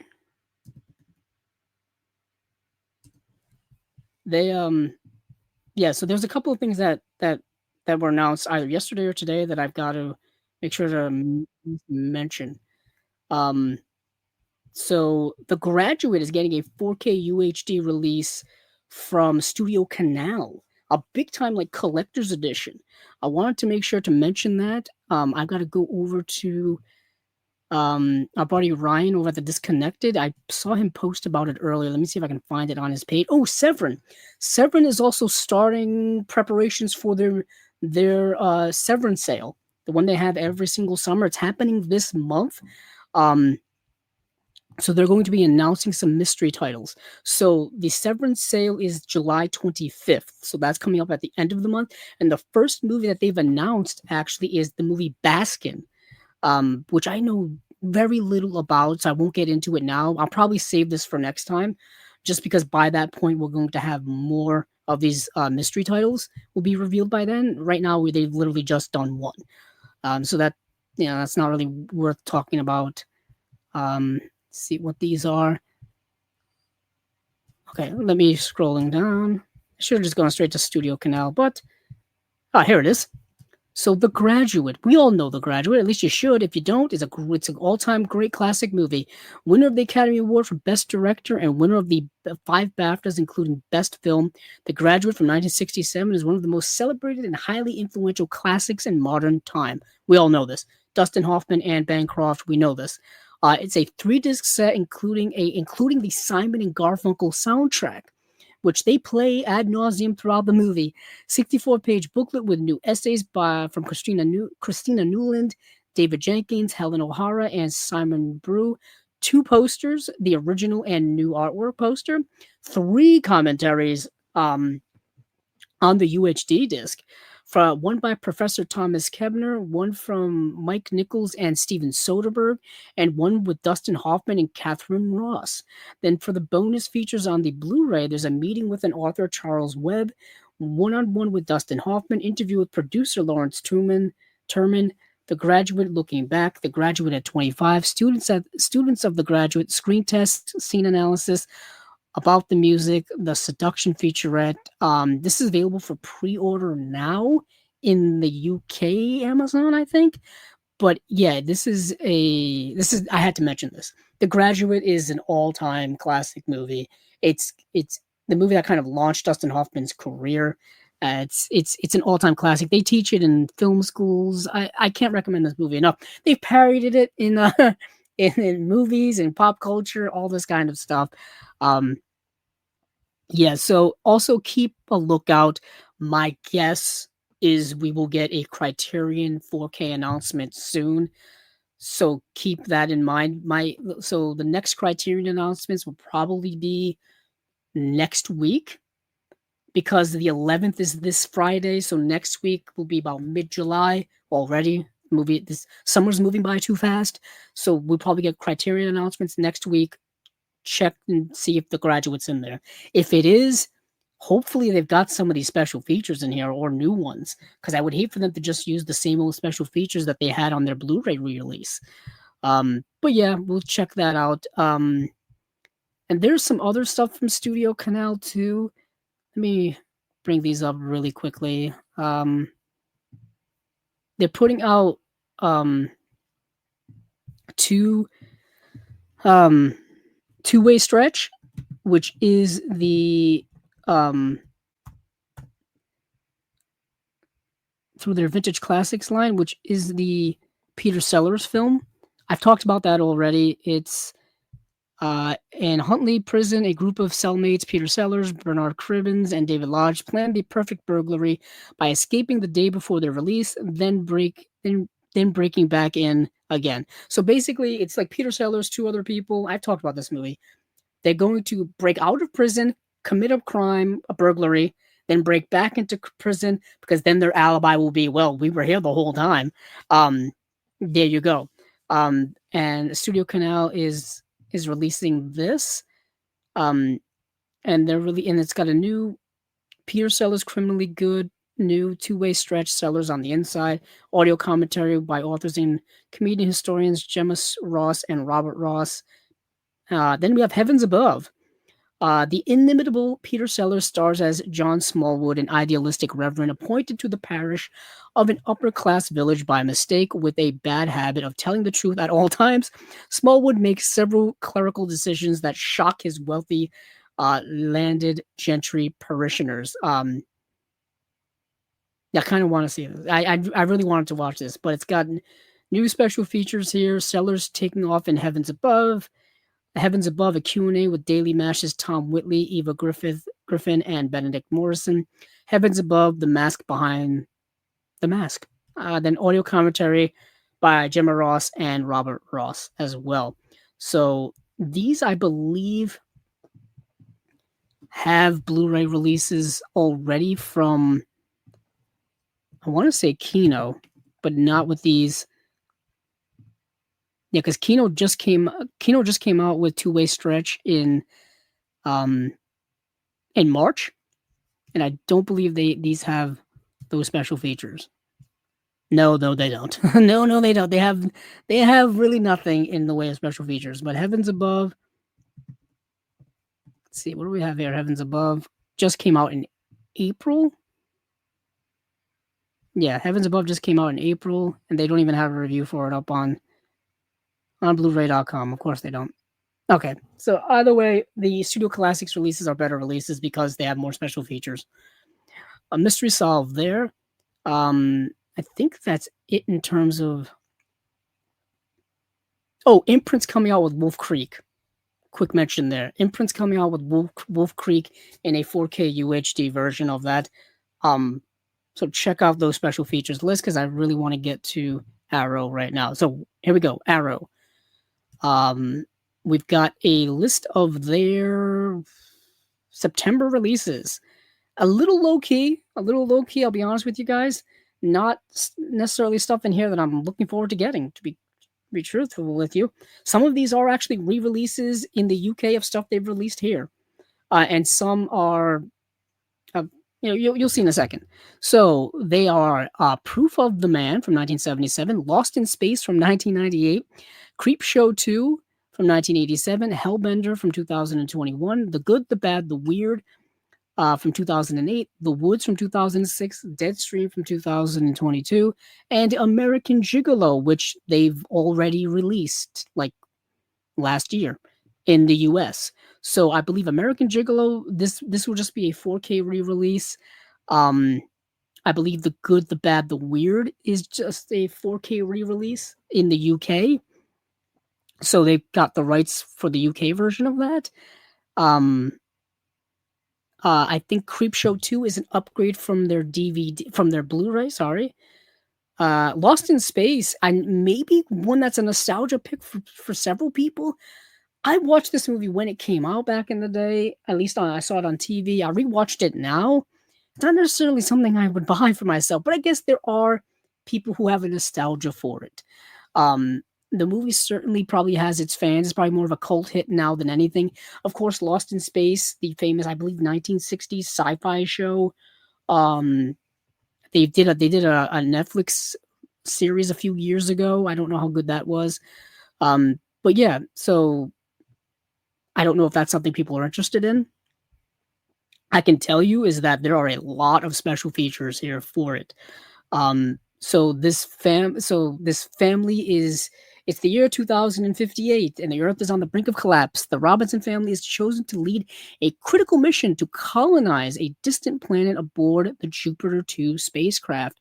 But the mission is sabotaged by the traitorous Dr. Zachary Smith, and the ship veers off course and plunges through a rift in time space or space time, leaving the Robinsons stranded in an unknown universe. Now lost in a hostile alien galaxy, the family must trek through the treacherous environments, battle deadly creatures, and avoid Smith's unpredictable schemes. Um, yeah, the movie, it says Lost in Space is a thrilling tribute to the classic 1960s TV series with dazzling visual effects. Okay, hold your roll. And the visual effects from the 90s, the late 90s. Let's not call them dazzling now. They are what they are. You know what I mean? The late 90s special effects don't hold up very well. Let's be real with all of that. Um, and an all-star cast. We've got William Hurt, Mimi Rogers, Matt LeBlanc, Heather Graham, and Gary Oldman as the nefarious Dr. Smith. Gary Oldman in this movie is kind of a standout in the sense that he's in a completely different movie than everybody else.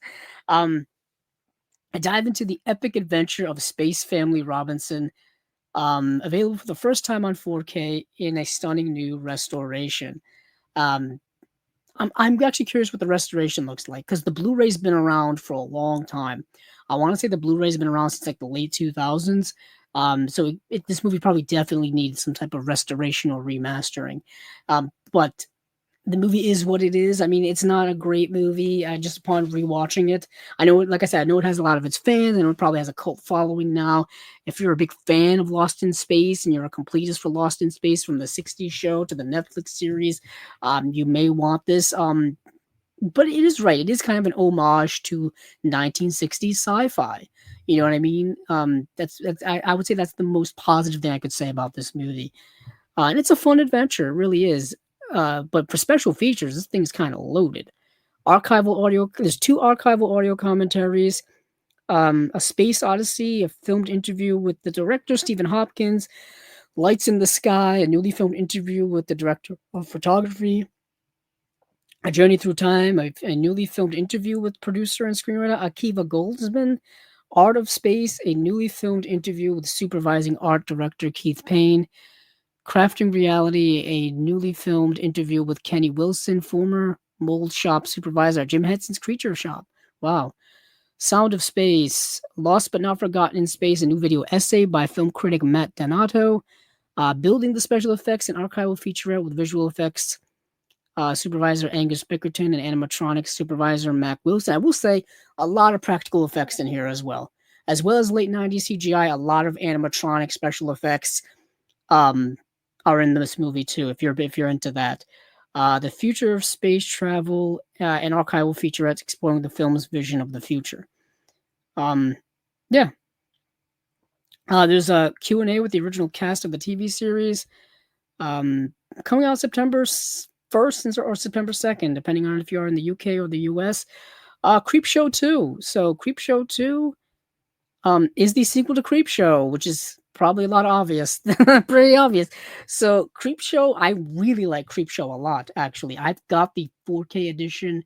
Oh, where are you? It's over there on my shelf somewhere. I think that's it right there. Yeah, Creepshow from Shout Factory / Scream Factory. I've got that release.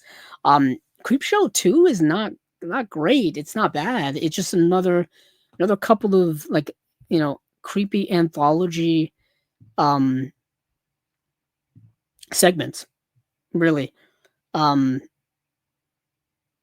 yeah, thing is it's not directed by George Romero like the first one is. I don't even know if Stephen King wrote it or not. Um But it's got it's retaining it's based off of like well, it's an homage to EC Comics. Let's see. In Old Chief Woodenhead, a group of young hoodlums face retribution from an unlikely source after looting a local hardware store. Meanwhile, the raft sees a group of horny teens wishing they'd read the warning signs first before taking a dip in a remote lake. Finally, an uptight businesswoman finds herself with some unwanted company following a hit and run incident in The Hitchhiker. Um, yeah, it's 3 segments. It's gonna be super short, super fun. It's definitely something to watch around Halloween. I know a lot of fans love Creepshow and Creepshow 2. There's even a Creepshow 3, and there's a Creepshow TV series that was most recent. I think it was a Shudder original, if I remember correctly. But this is a 4K restoration by Arrow Films from the original camera negative, Dolby Vision. Let's see, audio commentary with the director Michael Gornick. That's right. It wasn't George Romero. Screenplay for a sequel, an interview with screenwriter George Romero, Tales from the Creep, an interview with actor and makeup artist Tom Savini. Yeah, that's kind of great. Poncho's Last Ride, an interview with actor Daniel Baer. The Road to Dover, an interview with actor Tom Wright. Nightmare in Rome Rubber, and archival feature on the special effects of Creepshow. See, that's what I'm interested in, because special effects are really great. Greg Nicotero worked on the special effects. My friend Rick Howard Berger on his special effects mentor, Rick Baker. That's awesome. Rick Baker is a legend. Behind the scenes footage, all that stuff. So yeah, I guess if you have the first Creepshow, you may want this. Yeah, you kind of have to get this one too. Let's see. So yeah, Creepshow 2 does have a standard Blu-ray release from 2013 here in the US. Creepshow 2, like I said, has a Blu-ray release from 2020. That's not that long ago. But I guess Creepshow doesn't have a Blu-ray release in the UK yet. At least not that I'm seeing here. Maybe I'm just hold on. Let me actually check. Oh no, yes it does. From 2013. Sorry, my bad. My fault. Okay. Let me go back to what I was just looking at. Ba, ba, ba, ba, ba, ba, ba, ba. Why is this doing this? I have to get back to my list. Hold on. Okay, so Proof of the Man I haven't gotten to see, so we'll skip that for now. Just the time and fatigue is setting in. Time and fatigue is setting in. I see the horizon. Let's see, Hellbender. So Hellbender is a witchy movie. I love how they say this here. So the 6th feature film from the acclaimed Addams Family. It's not the Addams Family like you're thinking. Hellbender is a spellbinding folk horror and coming of age story boiling over the adolescent rage and wicked witchcraft. So yeah, we have a little folklore stuff here. Teenager Izzy lives in isolation with mother because she has a rare immune disorder, or so she is told. After befriending local girl Amber, Lizzie begins to question the reality of her disease, and when she eats a live worm as part of a teenage game, she soon develops a ravenous hunger for living things. Learning that she is the latest in the line of hellbending and supernatural beings who possess immense powerful abilities, witchcraft abilities. So, um, yeah, it's movie's kind of relatively low key, relatively slower paced, and it's dealing with like not even teenage angst in it. It really doesn't. It's just kind of this poor girl who lives alone in the woods with her mom and kind of isolated. The movie's very creepy, I would say. It's got a great punk rock soundtrack because her and her mom play punk rock for some reason. It's never really quite explained why. They just like play punk rock at their house. I don't know why. But anywho, some special features here. Brand new audio commentary with the filmmakers. Um, From the Forest, She Rises, a brand new essay by filmmaker Jen Handorf. Black Magic Tricks, a feature on the visual effects by visual effects artist Trey Lindsay. Yeah, a lot of visual effects in this movie. Behind the scenes compilation footage. Fort Warden, a short film by Zelda Adams. 4 music videos. That's kind of cool. And that's it. That's Hellbender. Um, Good, the Bad, the Weird, we've already talked about because it's already got a Blu-ray release here. It's the same special features that were on the US release, so we don't have to really talk about that. Um, Unless I'm no, because the Good, the Bad, the Weird already came out. Why is it giving me 2 release dates? Hold on. Let's see.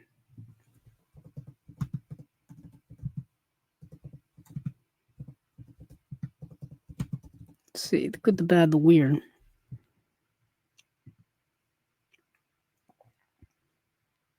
No, I guess not. Then why did I? Interesting. Oh, you know what it is? It's the opposite. Okay. So, The Good, the Bad, the Weird came out in the UK last year, in December of last year, and now it's getting a US release in September. That's what it is. Okay, so I had it backwards. I was like, I watched the movie before and I talked about it before. So, this US release is probably the same special features wise. So I've already talked about this release when it was released in the UK. Okay, that makes more sense. That makes a lot more sense now. Okay, now I'm more hip with it. Let's see what else we've got here. I think there's one more. Oh, The Woods. Okay, this is an interesting movie. So, um, directed by Lucky McKee, followed.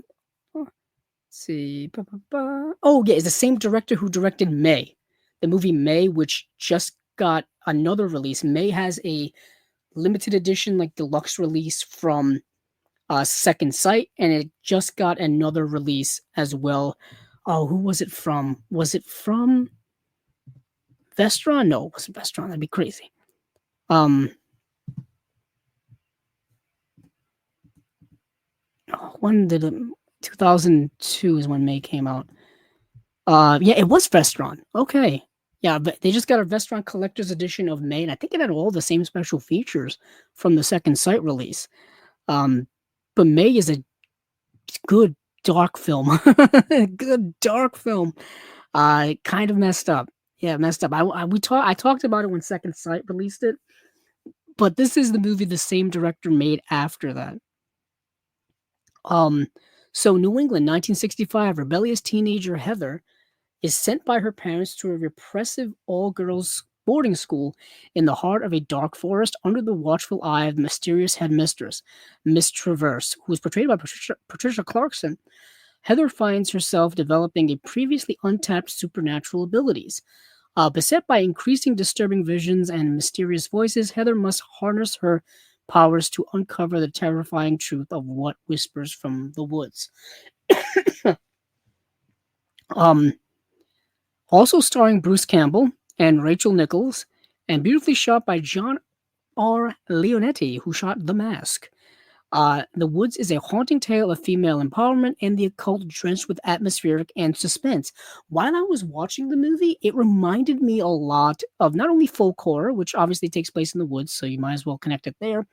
It reminded me a lot of Sam Raimi, but like early Sam Raimi. I'm talking like the original Evil Dead Sam Raimi.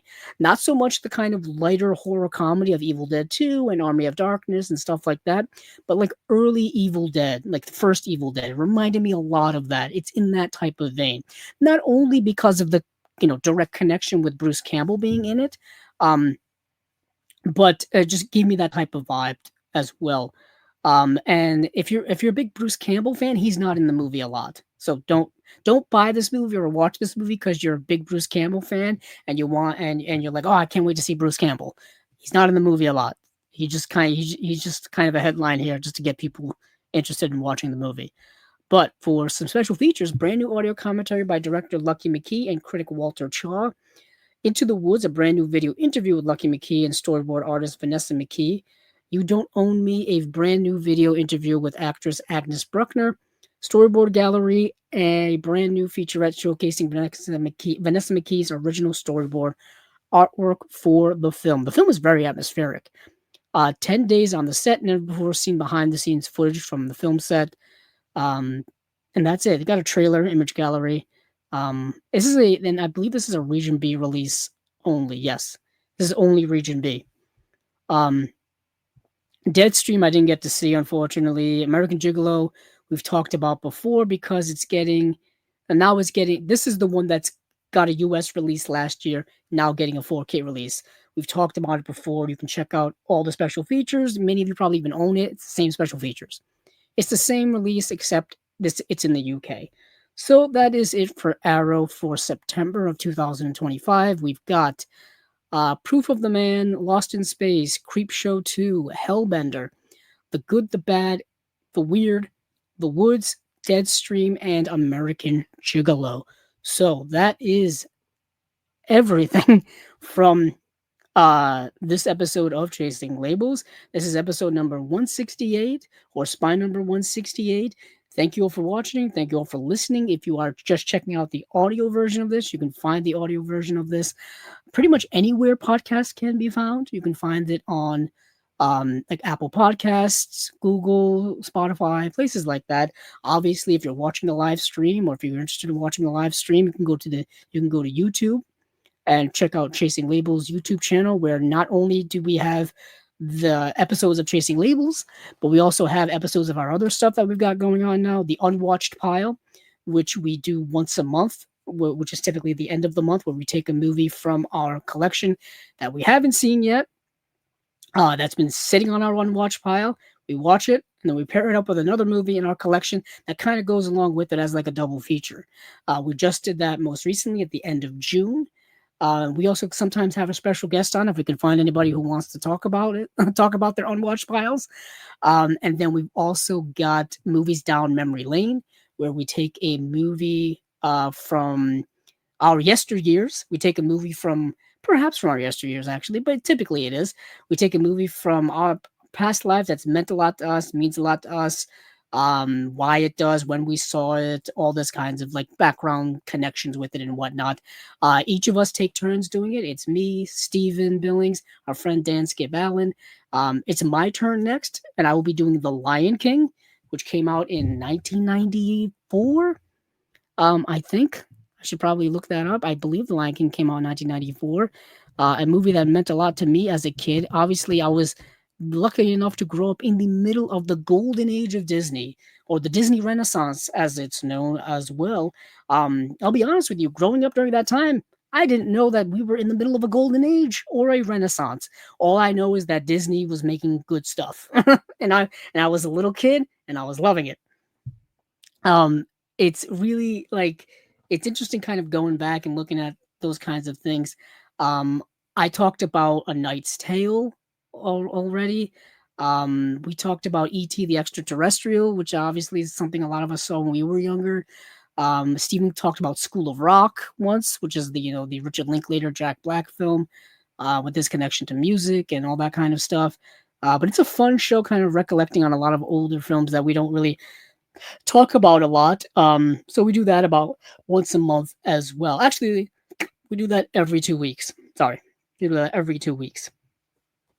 So that will be coming up sometime soon. And then, of course, 2 weeks from now, which will be, like I said, will be the 21st. By that point, we will have, of course, Criterion and whoever else. I'm pretty sure we'll have Radiance by then as well. I think they're dropping stuff either this week or next week.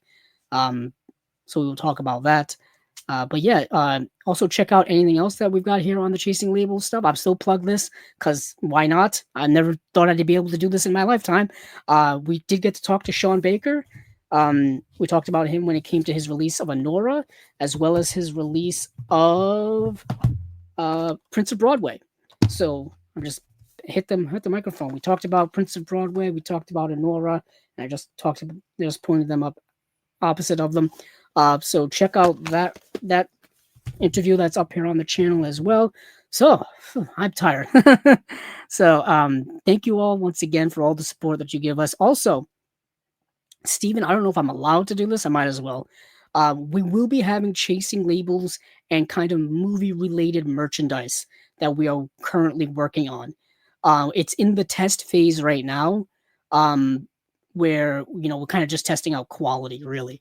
So there will be Chasing Label shirts available, mugs available, things like that. The usual kind of merchandise. We've talked about it for years, but we're really starting to kick that into mode now. So they will be available on Etsy at some point. I don't know if it's like I'm officially allowed to say it, but I'm going to say it anyway. Why not? So I will obviously will let you know. Keep up with Chasing Label social media. Um, yeah. So as I say every time we end this, hey, keep on watching those movies because I know I will.